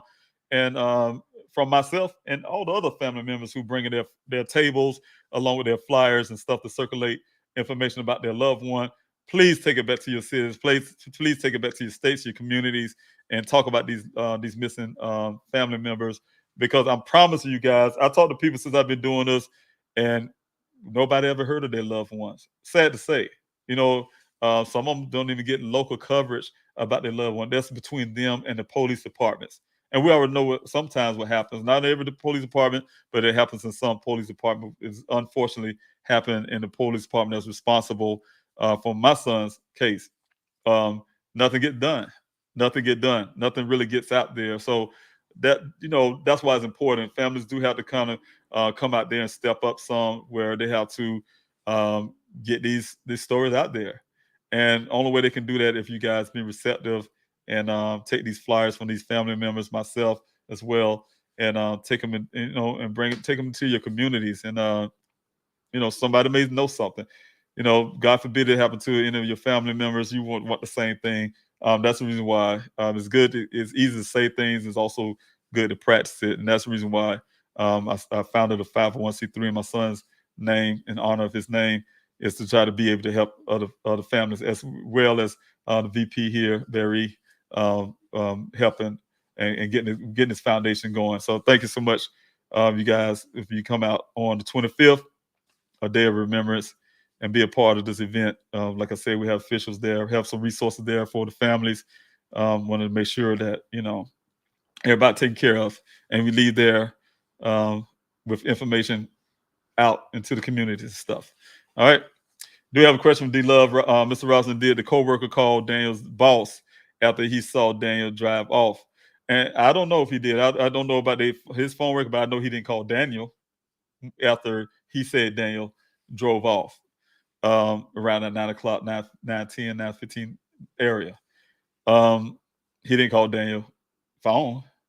So the first thing I would think, if you thinking somebody is something wrong, you say, hey, they was running around in circles and their eyes, checking their eyes for dilation to whatever he was doing.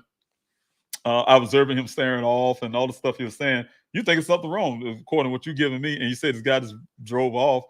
Yeah, that's the first thing you do is call his job and say, hey, you don't wait till 3 o'clock in the afternoon to say, and wait till a job call you, or you say, it's 3 o'clock now. Let me go ahead and call his job, or his job called me. And yeah, he did leave, and you didn't say nothing, but you're so concerned that you got out and you started doing all those traveling to go find him. Why you wasn't that concerned at 9 o'clock, 9:15? So, it just don't make sense. The story just don't add up and make sense to me. Like I was saying, to me, my opinion, I have that right to that. And, it doesn't make sense to me, and I don't like it. So, all right. You guys have any more questions? Please feel free to, thank you, KM, for being here as well. Tea and Wildflowers for being here as well. I just want to say, hey, look,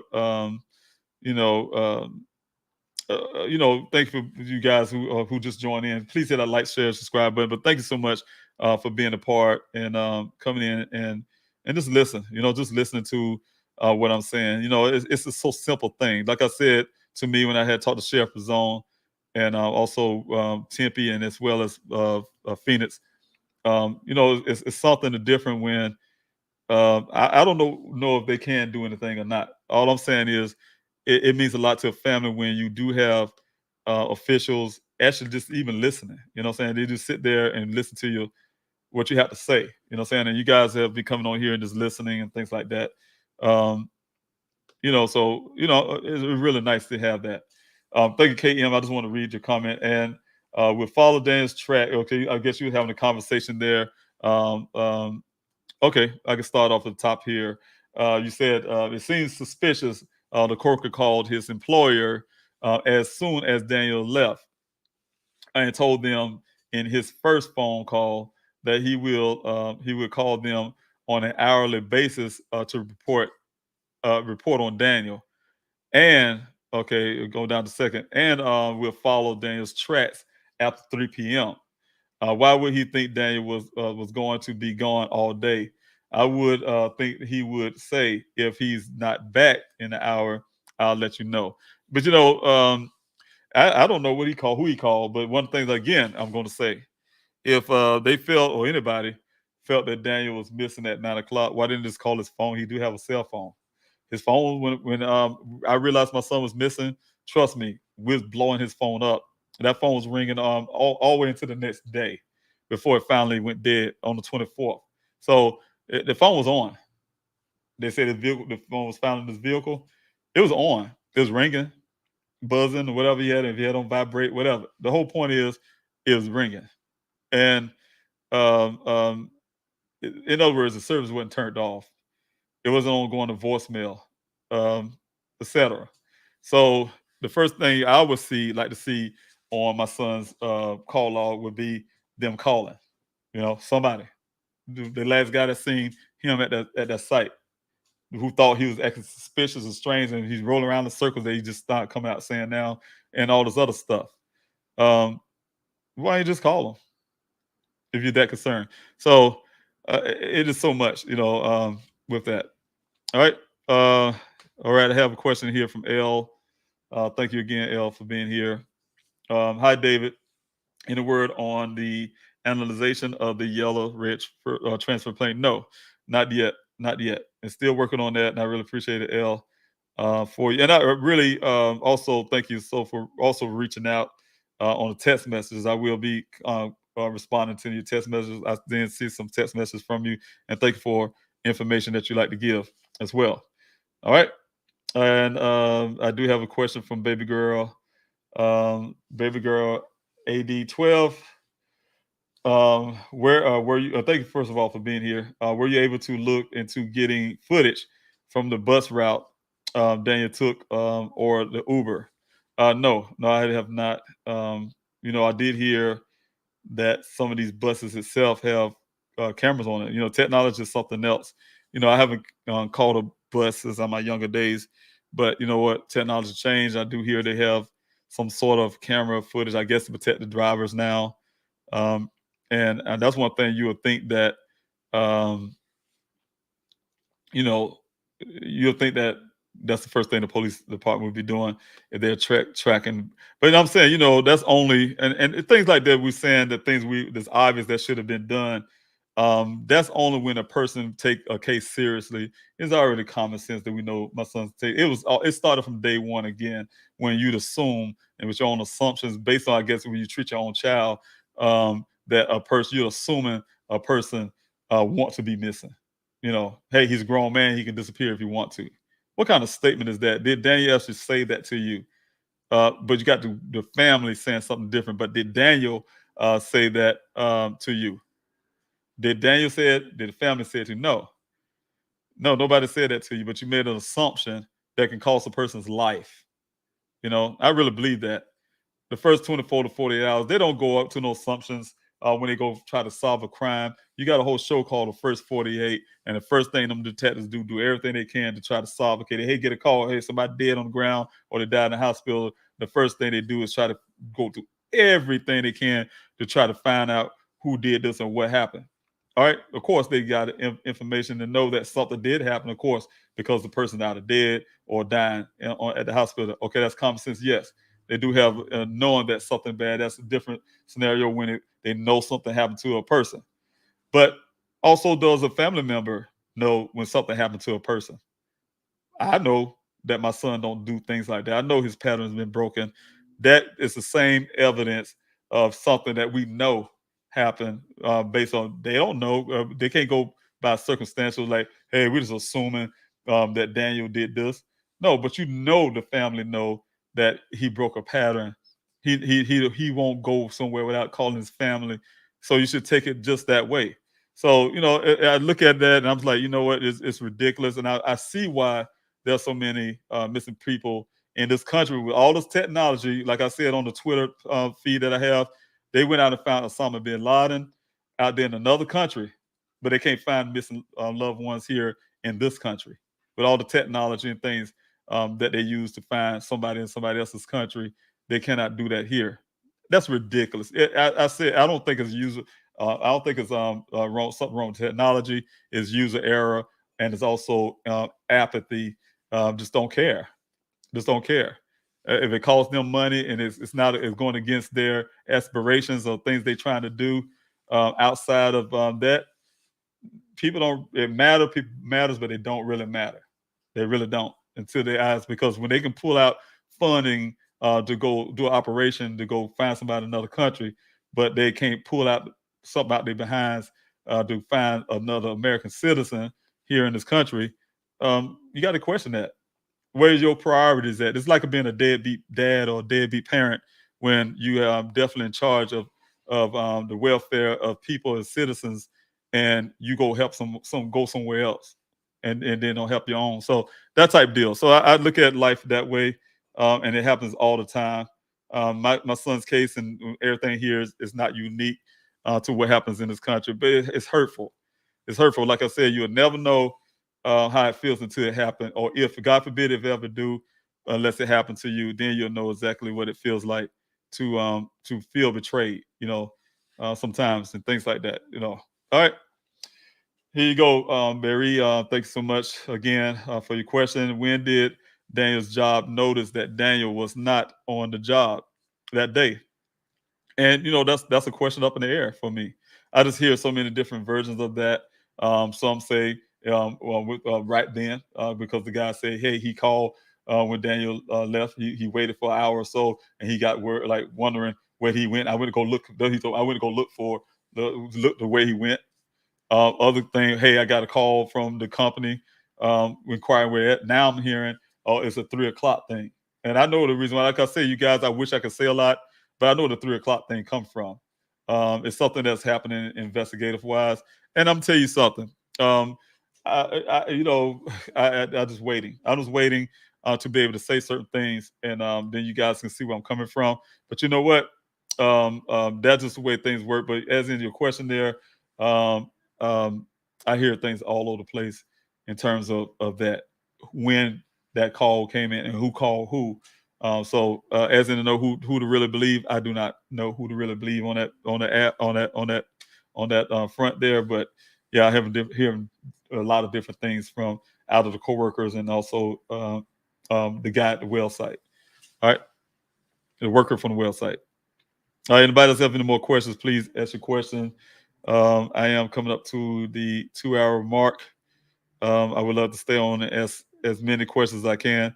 Oh, it's good to see you here as well, Shiro's Nation. Every time you come on, I'm really grateful that you're coming out to support and be a part of the Q&A. And thank you for, a matter of fact, I'm glad you're here. Thank you for the information. I did get some information from my team. They gave me some of the things that you have, you put out, some things that you put out. And I'm really grateful. The information they gave me is sitting right here, matter of fact. I did print those things out and the things that you went through. And I will go through, and I really am interested in what you have to say. And I will be going through that. And you know exactly what I'm talking about. And I will be doing. I'm just making sure I had that time to really focus on what you're saying and go through it. You put a lot there. You put a lot there, and I really like what you did. And like I said, that showed me that you have real interest in my son's case, and you really helping out. So thank you so much for that. And I will get back in contact with you as well in the background. Get contact with you well on that. So thank you so much again for being here in this Q&A. Thank you.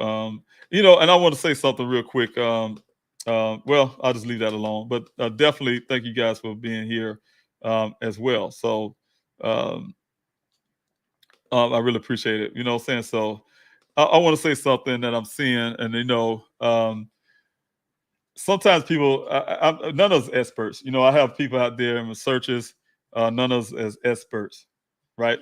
When I was at the searches, sometimes people say, "Hey, look, man, these are animal bones or whatever, or these human bones." We're not experts out there. Nobody have a license of pathology or anything like that. So that's why it's important for, the way I have things set up at day one. I had a coordinator in the past. He and I were working together to put everything together.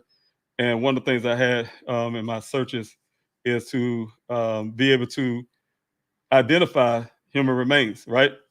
And once we started finding human remains, and one of those things is to make sure that, first of all, common sense stuff, you don't want to touch these things. So I tell the volunteer, don't touch them. We don't know what it is. Suspicious items, you name it. We don't know what those are. You definitely don't touch those things. You don't mess with it. I designed my well site to be able to upload those pictures of those things and send a copy to the Buckeye Police Department myself, and as well as my investigator. And at time, before I even had an investigator, it was just going to the Buckeye Police Department and a copy to myself, right? And then, so what I'm saying is, none of us is experts out there, and I tell the volunteers as well as my search coordinator, logistic coordinator, Mr. Short, as well as everybody else out there. We're not experts. So the biggest things that we have to do is to make sure it goes to the proper person. I have been doing, from day one, investigating in my son. I know a lot of things that a lot of people don't know. They come out to the searches and they think they know a whole lot about what's going on in my son's case. There's some things I do know about my son's case that I definitely can't put out in the public. Those are things that I share only with people that's very confidants of mine, or as well as people in law enforcement itself. And one thing I just want to point out is this kid seeing a lot of things in the chat. It's really offensive to me, and I just have to say something. I have to address it. My son's case should be federal, first of all. My son's vehicle was found on federal land. I have went through the pains of actually going out there to the site and do the coordinates myself. Went through the pain with my team to be able to get information from BLM Lands. They gave us the mapping. They thought I had to give them the wrong coordinates at first. According to the mapping they gave me, this vehicle here is sitting on federal land. So therefore, it can be a federal case. It's on federal lands. That's one thing that is true. Despite what you may see in the chats and things like that. And that's very offensive. Nobody should be in my chats talking about the case as if they know something. Just because you may be out in the searches, you may be in a help, you've been a volunteer in my searches out there, This is my searches. And when I say it's my searches, it's my efforts to find my son. I came out to Arizona to find my son. I formed the searches from day one to when I was sitting out there many days out there on Sun Valley Parkway looking out that road with my binoculars. It is very offensive for people to come out there and try to discredit some of the hard work that I have been doing. Think you know what's really going on. I don't share a lot of things with people, and I have my reasons why. I don't share a lot with people. I make sure I keep those things to myself. And it's very painful. You may hear it in my voice. It's very painful to know a lot of things and have to sometimes keep a straight face as if I don't know it, you know?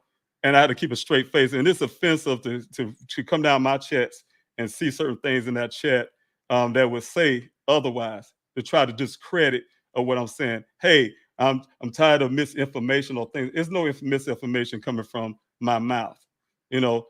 So I want to make sure I get that straight, and I will address these things once we definitely, when I get off this Q&A, but I definitely want to say that up front.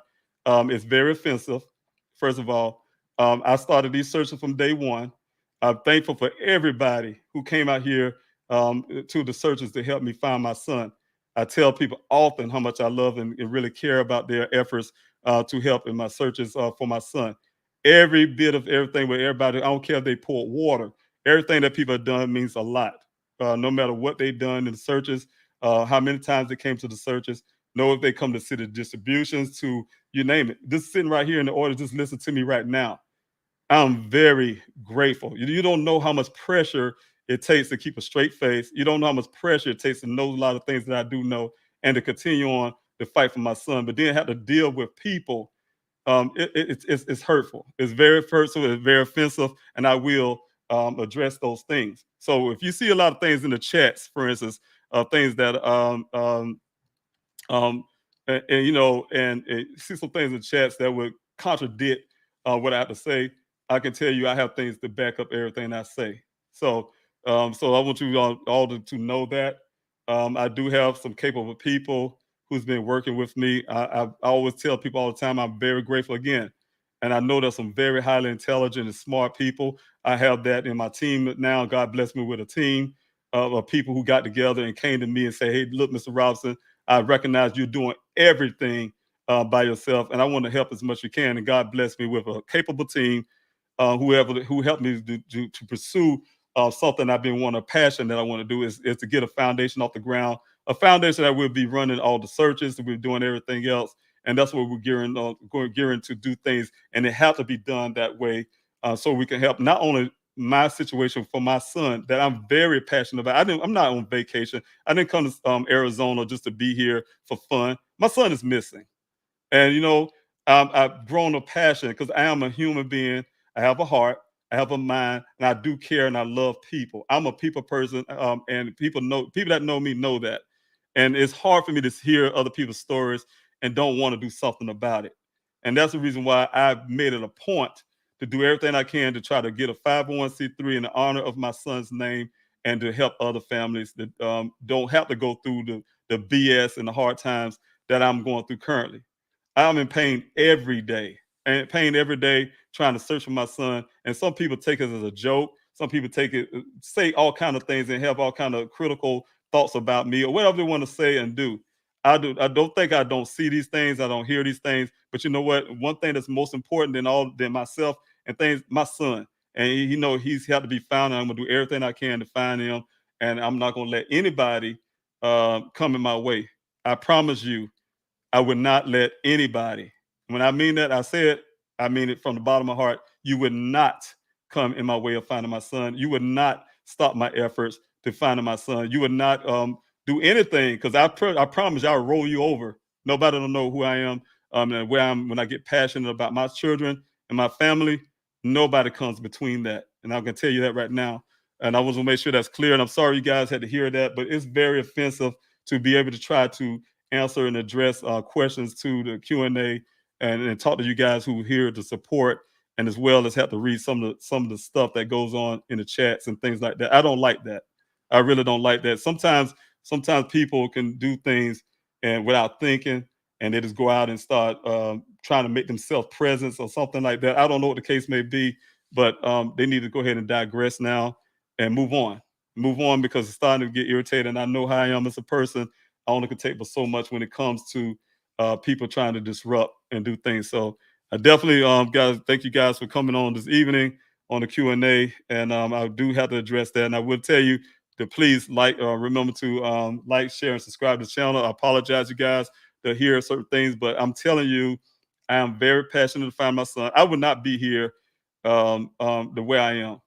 Anybody can say what they want to say. Hey, oh man, this is incredible for a father. This is not incredible for a father to go look for a son. He's my son.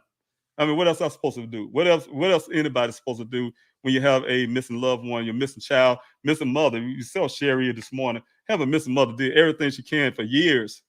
I think it was 2015, her mother went missing. She's still out here trying to find her mother, you know? So people don't play games and do things when they have a missing loved one. Y'all don't know half of the pain these families and myself, we go through with his mother and everybody go through, knowing that you got a person that you love very much and very deeply, and you can't even say hello to them. Can't even hear their voice. Can't even hear them respond back to you.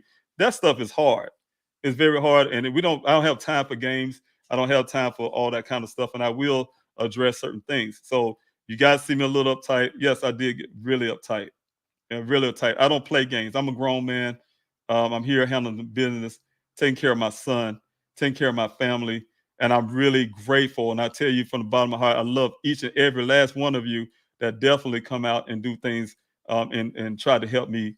I can't do everything on my own, much as I'll try. I'll go hard and try, but I can't.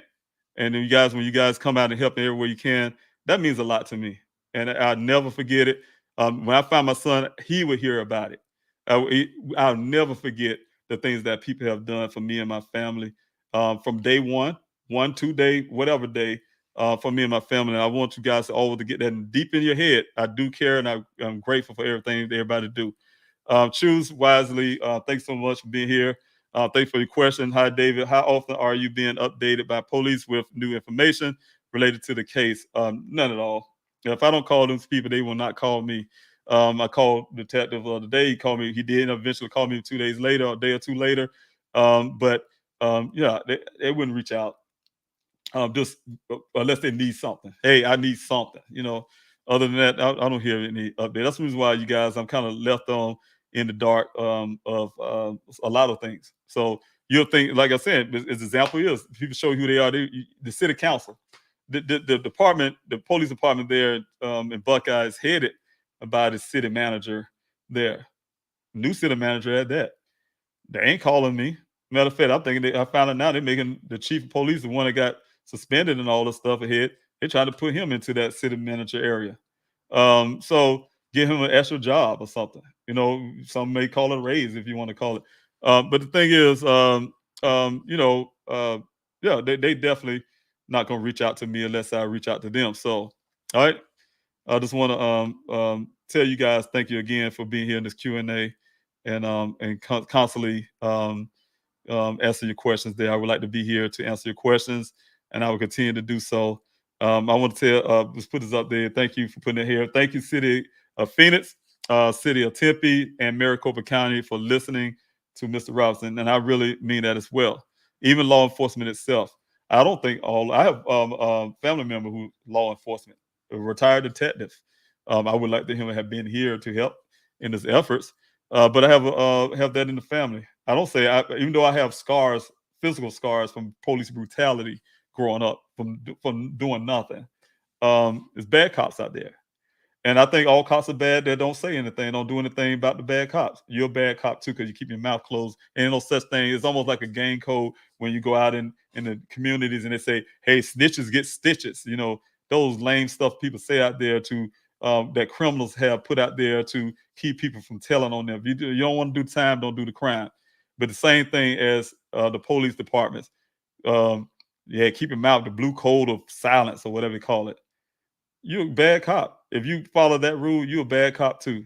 There's no such thing as a good cop when you can have things like that going on in your department and you taking up for another police officer and things like that. So I just want to tell the city of Phoenix, again, the city of Tempe, and also the Maricopa County Sheriff Department for listening and, to showing me that there's some hope in policing and showing me that they're continue. I already know they are in a way. Like I say, I'm telling you guys, I'm pro police, and you know what? They showed it by their actions.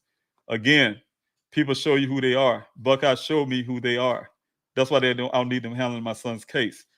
But these other departments, they showing me who they are. At least they trying. They're trying to do something. They're trying to say something, do something. You know, I don't care if you make a phone call to a department and say, hey, man, you need to step your game up. They're doing something, right? So I'm not saying by all means in any stretch that somehow all the police are bad and things like that. I don't believe that. Who would believe that? We would not have criminals in prison right now. We would not have certain things, or we would have law and order right now or certain areas. So there's some over policing going on and some bad policing going on, practices and things like that. But that's what I'm saying. They have to take care of that because that's what makes them bad when you don't do that type of stuff. So, all right.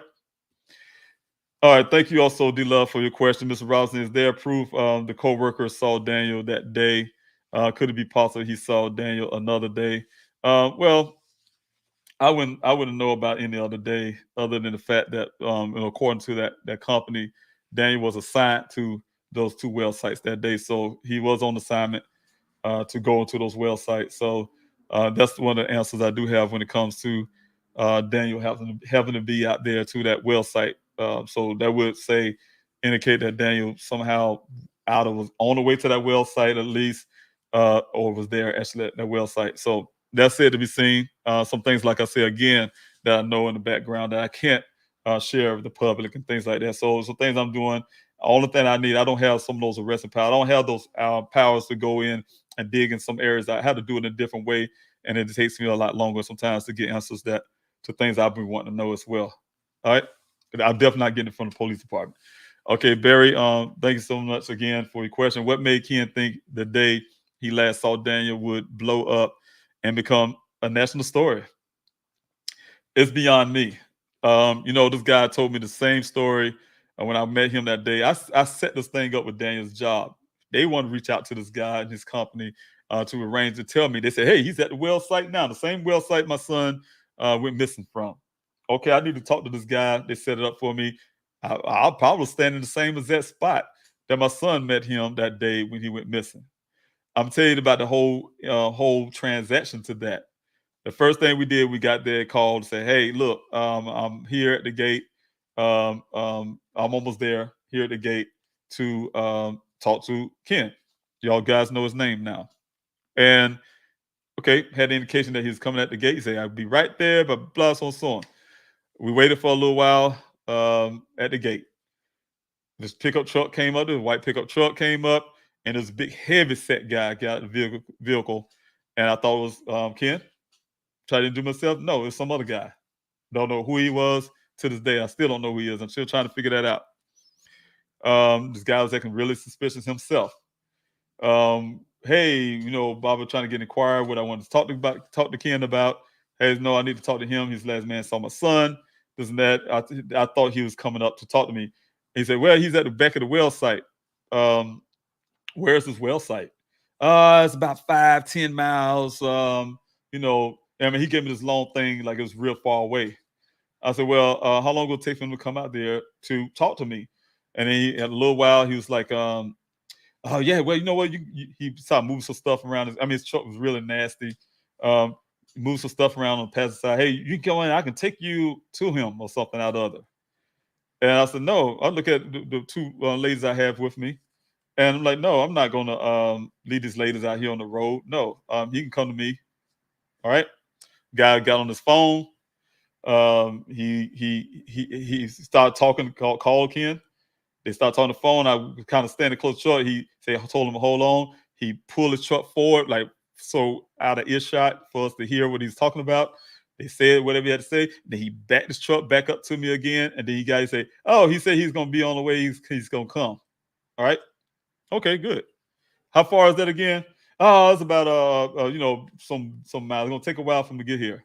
Okay, great. So we sat there and wait. A little while later, he showed up in a white pickup truck as well, utility truck.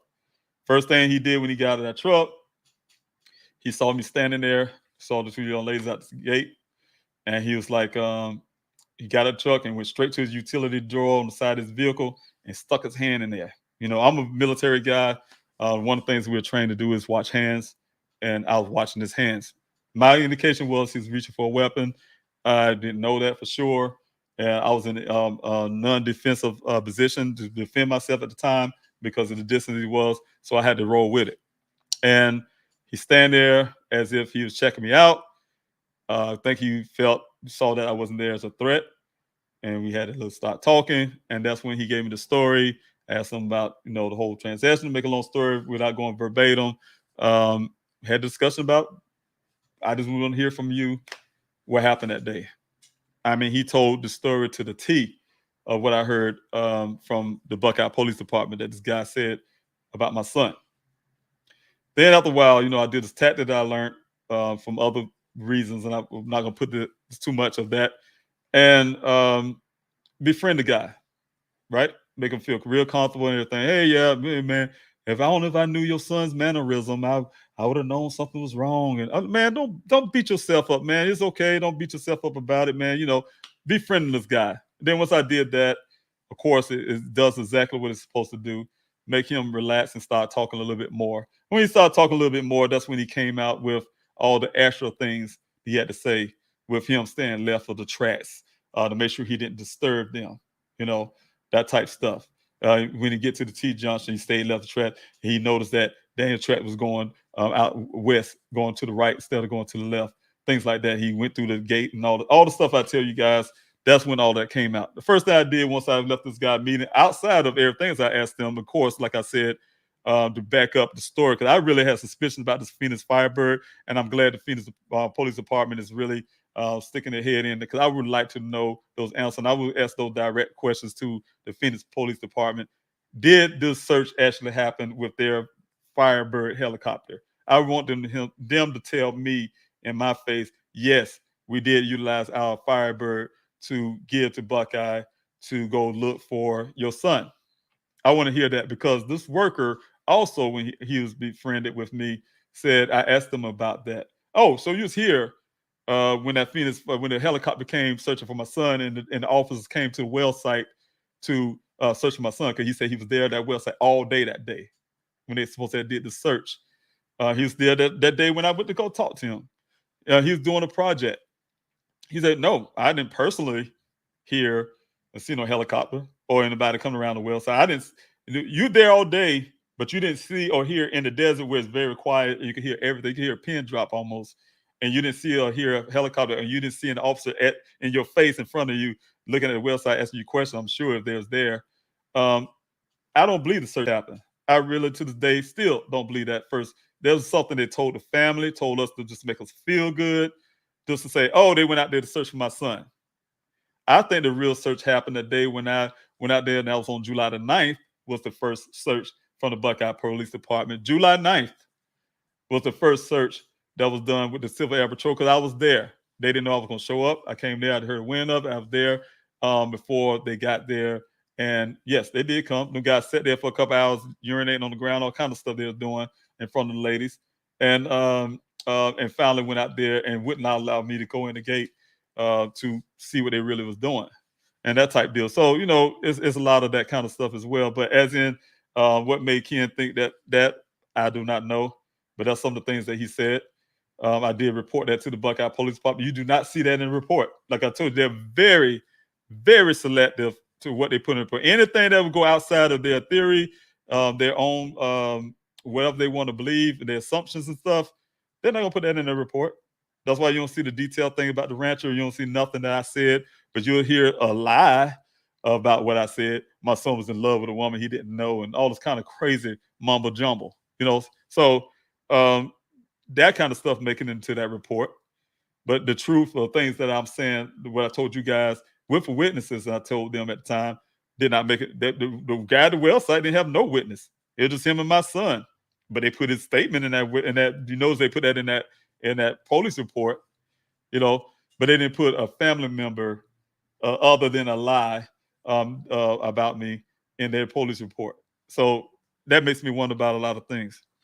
All right. Again, thank you guys for coming in. I am the 2-hour mark. I'm gonna skip down really fast here If I have any more questions, I'm gonna try to jump on them real quick, answer them really fast, and we're gonna continue and conclude this Q&A. I think I had a long day, very tired, but I thank you guys for coming in. Kimberly, why is forensics on the phone taking so long? Very frustrating. I'm not a forensic expert. I just know that things like that probably do. A lot of investigative stuff take a long time, but I can say that I'm patient. I need the work to be done correctly. I need answers. My son is missing. I need answers. Those are some things I know from my own look on that phone that I can't do forensically. A lot of things are questions that need to be answered in my head. A lot of things. When I say a lot of things, if I get those answers, if that phone can provide those things for me, it'll change the game on a lot of things right now. I definitely would be happy about that. So getting those answers. So yeah, when those things come, it'll come out. I suspect a lot of things are going to be coming out really soon. All right. Amy Price, thanks so much for being here. Again, coming on this Q&A from the YouTube side. Questions. Have you thought of asking Tom Manhood for help? I don't know who Tom Manhood is. He found a missing German couple at the Death Valley. Oh, wow. So I'm assuming he's a private investigative or maybe a nonprofit. Or some type of investigator. But yes, that's very great if he found a family member and help somebody's family. Because like I said, it gets to a point. It was hard for me when I first went to go search for my son, and one of the things I had to do was put in my head. I was gun ho, just wanted to be out there and rescue my son. But it was kind of hard when I had to mentally put in my thoughts and say, look, you know what? It's no longer a rescue mission. It's a recovery, because you have to be honest with yourself and certain things. So whenever you have somebody like you said, Amy Price, you have this Tom Manhood who found a missing German couple. That means a lot to that family. Unfortunately, the way that you I don't know if they was alive when he found them, but if they was deceased, unfortunately, when things like that happen, like I said, some form of closure is better than no closure at all. When it comes to a missing person, you're always going to hope and pray that your person is alive and well. But if that's not the case, so you just can't be held in limbo forever. It's a lot of big emotional toll, and it just lasts a lifetime. It's not something that just go away overnight and stuff. No, it lasts a lifetime, and it's something you would never ever get over. Again, Sherry doing this for her mother. If you guys can remember, her mother, Diane T. Francis. She's been last seen in November of 2005, and she's still out here doing everything she can to find answers to what happened to her mother. So I'm saying it's a lifelong journey. It is not going to end. Just because you see people go on life and they get married or have children or whatever they do a career, they're still looking for their loved one. They're still looking, in different form or fashion. They are doing everything they can to try to find answers. So hats off to Tom Manhood. Really grateful that he found that family. All right. Kimberly, thank you so much for being here again. Did safety vests have Matrix logo? Do they provide one even? From what I understand, Daniel, that's one thing he had to do the Instacart for, because he had a lot of expenses, and they had to take care of those expenses, buy those things themselves.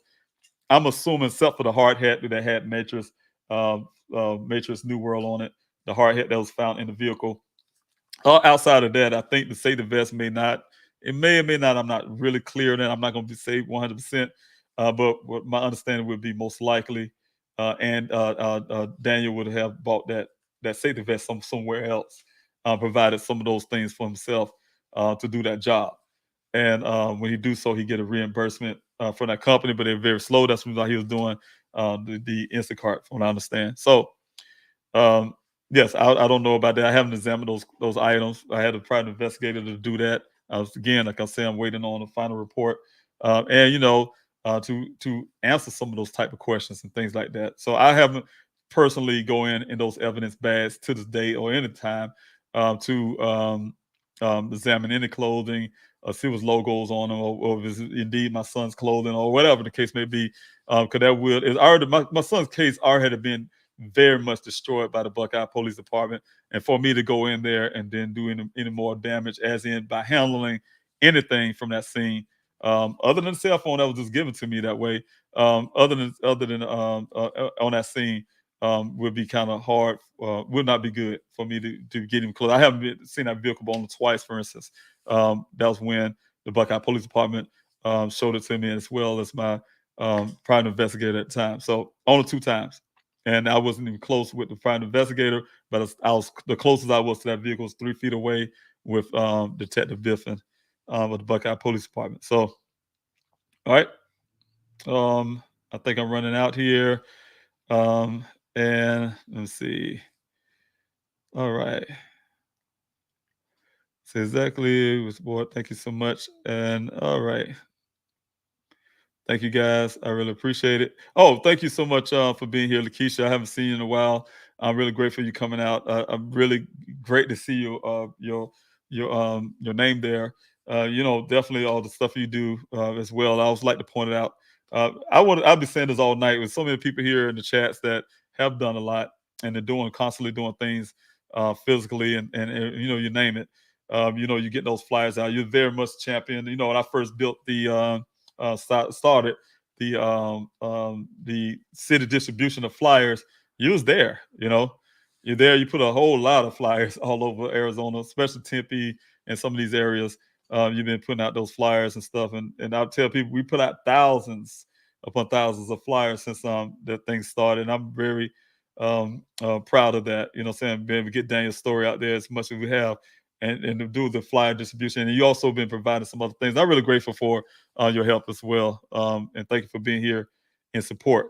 All right. Thank you so much. You all, thank you so again. I love the comment there. Monica, thank you so much for being on Facebook. And thanks for your comment. Mr. Robinson is doing what every father could. And that's exactly. And that's what I'm saying. That's what a father would do. What I'm doing here, nothing different than what a real father would do. He is a true hero. Thank you for saying that. I really appreciate that. And have a heart, people. And I do. I have a heart for people as well. And but thank you so much. Yeah, like you said, any father who loves his children, any mother who loves her children, anybody who loves anybody will be doing what I'm doing as well. You guys are doing what I'm doing when you come out to these searches and going out and passing these flyers and stuff. And Daniel's not even your child. So, it's nothing special. Just the fact that I know my son is my son, and I'm going to definitely be there for him as a father. And you guys are there for me and my family to help me do those things. So thank you so much. Thank you so much. And I really appreciate it. You have a question here. Comment. Yes, Ms. Robinson, so many people are talking about your son case as if they are a damn detective. And that's the thing, none of us are detectives. I just want to kind of mention that again. I'm not an expert, but you know what? I have to go out here and try to find my son. I make a lot of mistakes. I'm not perfect. I definitely, I'm striving to be perfect, but I'm not perfect. So it's easy for me to make an error, especially if you got a heavy thoughts on your own mind, fighting a battle of not even being able to grieve for your own child, because you got to keep a level head and try to stay strong and do everything you can to make it each day. Make it each day. Just try to make sure you go forward and everything and every effort that you can. So it's not easy. Nobody's a detective. I haven't met one detective yet in the searches to distribution and everything. Saying, like I said again, we're not experts. Nobody's out there. Some people have become certified in certain things, but nobody's an expert. Nobody have a job out there. I haven't have anybody in the searches who out there actively working in anything, any department out there. But including myself, I don't have no detective license or whatever the case may be. I'm going to apply for that. You guys will know I'm trying to find the ins and out about that as well. I've been doing it for a while now, for almost a year. You have to have those experiences. So I'm going to try to get some backing on that and get so I can start doing some things for myself in terms of searching for my son. So yeah, definitely go into learning more about that. Work with my stepbrother as well, retired detectives and stuff like that. So, but I'm still at the same time grateful for everybody who do have some form of expertise. But in this search for Daniel, I need all the help I can. But at the same time, I don't need things to be misconstrued in certain ways, especially when everybody not privy to a lot of things that I do know. You can easily be on the outside looking in and think you know a whole lot, and really you don't. What I'm saying? It's very offensive to me because, like I say, I have to be the one to carry the weight of knowing certain things and keeping my mouth closed without saying it, and dance my way around it every day. The obvious and the things I do know that I have factual information about. So, it's hard. It's very hard, and you guys need to always constantly remember that. All right. Yeah, Barry, thanks so much again. Day of remembrance for all those who are missing. Please come out and share your loved one's story. It's on June the 25th of this month. You guys at 6:30, please come out there and support the families, support my family. Thank you so much. Since I really, really need you guys to come out there and support everybody who's coming and from different communities also as well. So please be out there, make your plans, make your trip out there. It's worth the while. It's worth the while to make somebody else's life a lot easier to help other families as well. So, all right, like and comment. Thank you so much, and make the algorithms do their thing. And also, thank you. Also, you knew. Also, contact me by the number that you see there. Also, you can do it on Please Help Find Daniel at yahoo.com.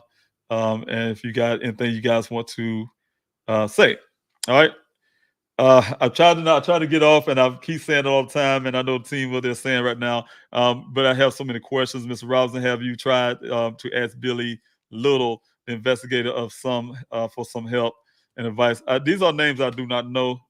Sometimes you guys put out there, I do not know these names, and then if I do, I have been contacted. You can imagine from the time I've been searching for my son. I don't have no problem with working with anybody who can help me find my son. That's the whole name of the game. I do have to be selective in certain areas and certain reasons, but most times I definitely work with anybody that would be willing to help. And a lot of times when I do reach out to certain these organizations, none of those ever come through. So I can tell you that, yes, I reached out to many nonprofits and things like that.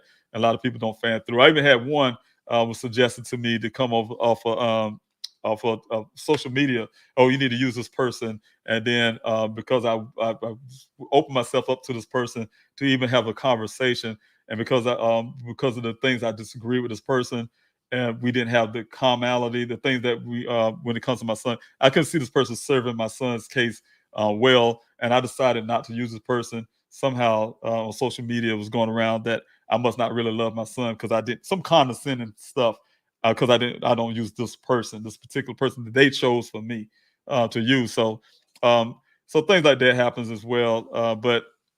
But in your case, Monica, thanks so much for that. I don't know who Billy Little is. I definitely, if I haven't reached out to him yet, I will hope I can remember that name or have this number or this name down so we can check into it. And if you have more information about this person, I'd definitely like to reach out to him and see how you can help. Again, when you do that for me, that means a lot because then you put me in touch with people that can help and willing to help. And at least that's what I'm hoping for. That it come a time where I will get some people. Reason why I'm having the search, for instance, on the 25th, is not because I was able to, in a sense, to go ahead and say, hey, look, we're going to resume searches. I'm not resuming searches. This is a special search, utilizing the people who came to me and made themselves available to me to be able to do the search on the 25th.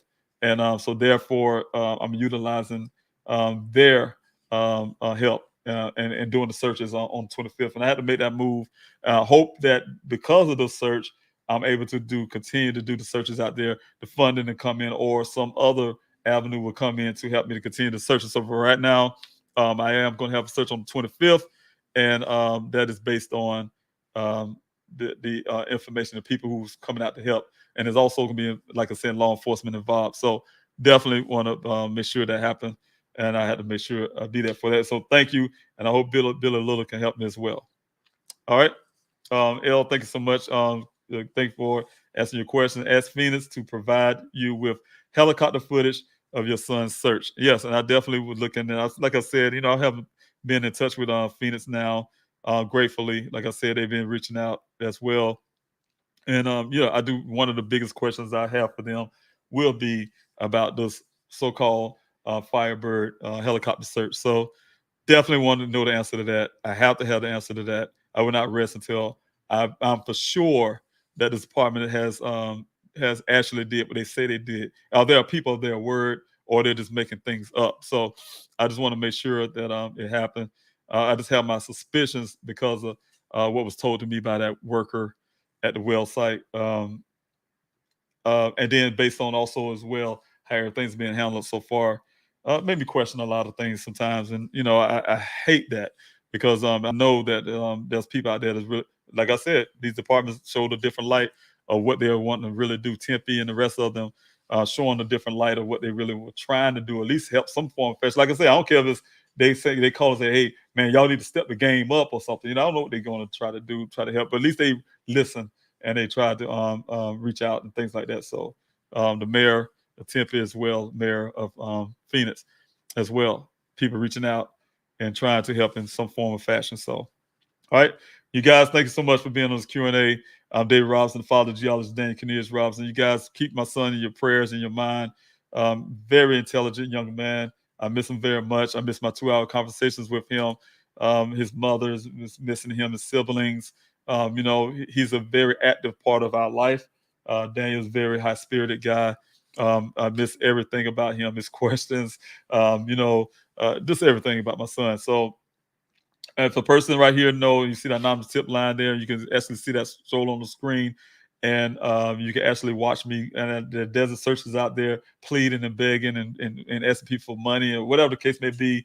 And you see me doing this Q&A and you still not saying anything, shame on you. Shame on you as a human being. Shame on you as a person if you cannot come forward and say something. Give some kind of tea leaf to somebody. You can talk to me. You can give it to Buckeye, all I care. You can give it to somebody, some kind of indications of something what happened to my son. And if you definitely know what happened and you're not saying anything about it, and if it's somebody else, you're complicit. So you're complicit in that. And you need to go ahead and speak out. And my family, we didn't ask for this, and so only a person like yourself can end all of this really quickly by saying something. That's why all these people putting their efforts and energies and in to get these flyers out there. I just talked to a young lady on the chats here, Keisha, one of them, my team, some of the people that's in the chats, Carolyn, and the rest of the people here, Evan and his wife. So the things is, people out there in the chat who work hard to get flyers out, and they get this information out for you. This one person or many people who know what happened to my son. This stuff is done for you guys to open your mouth, utilize this tip line that I'm paying for. I'm paying for you out of my pocket. The anonymous tip line, 24 hours, 7 days a week, just to take your call. This is a bill. This is something I take care of. This is to wait on your call when you decide to end this thing and go ahead and be truthful and speak out. So, I always go to the appeal of that and tell this person, whoever they are and whoever you are, to do the right thing. If you can do one thing in life, just do the right thing. You can live with yourself a lot better. So you know what? Thank you guys for coming in to the Q&A.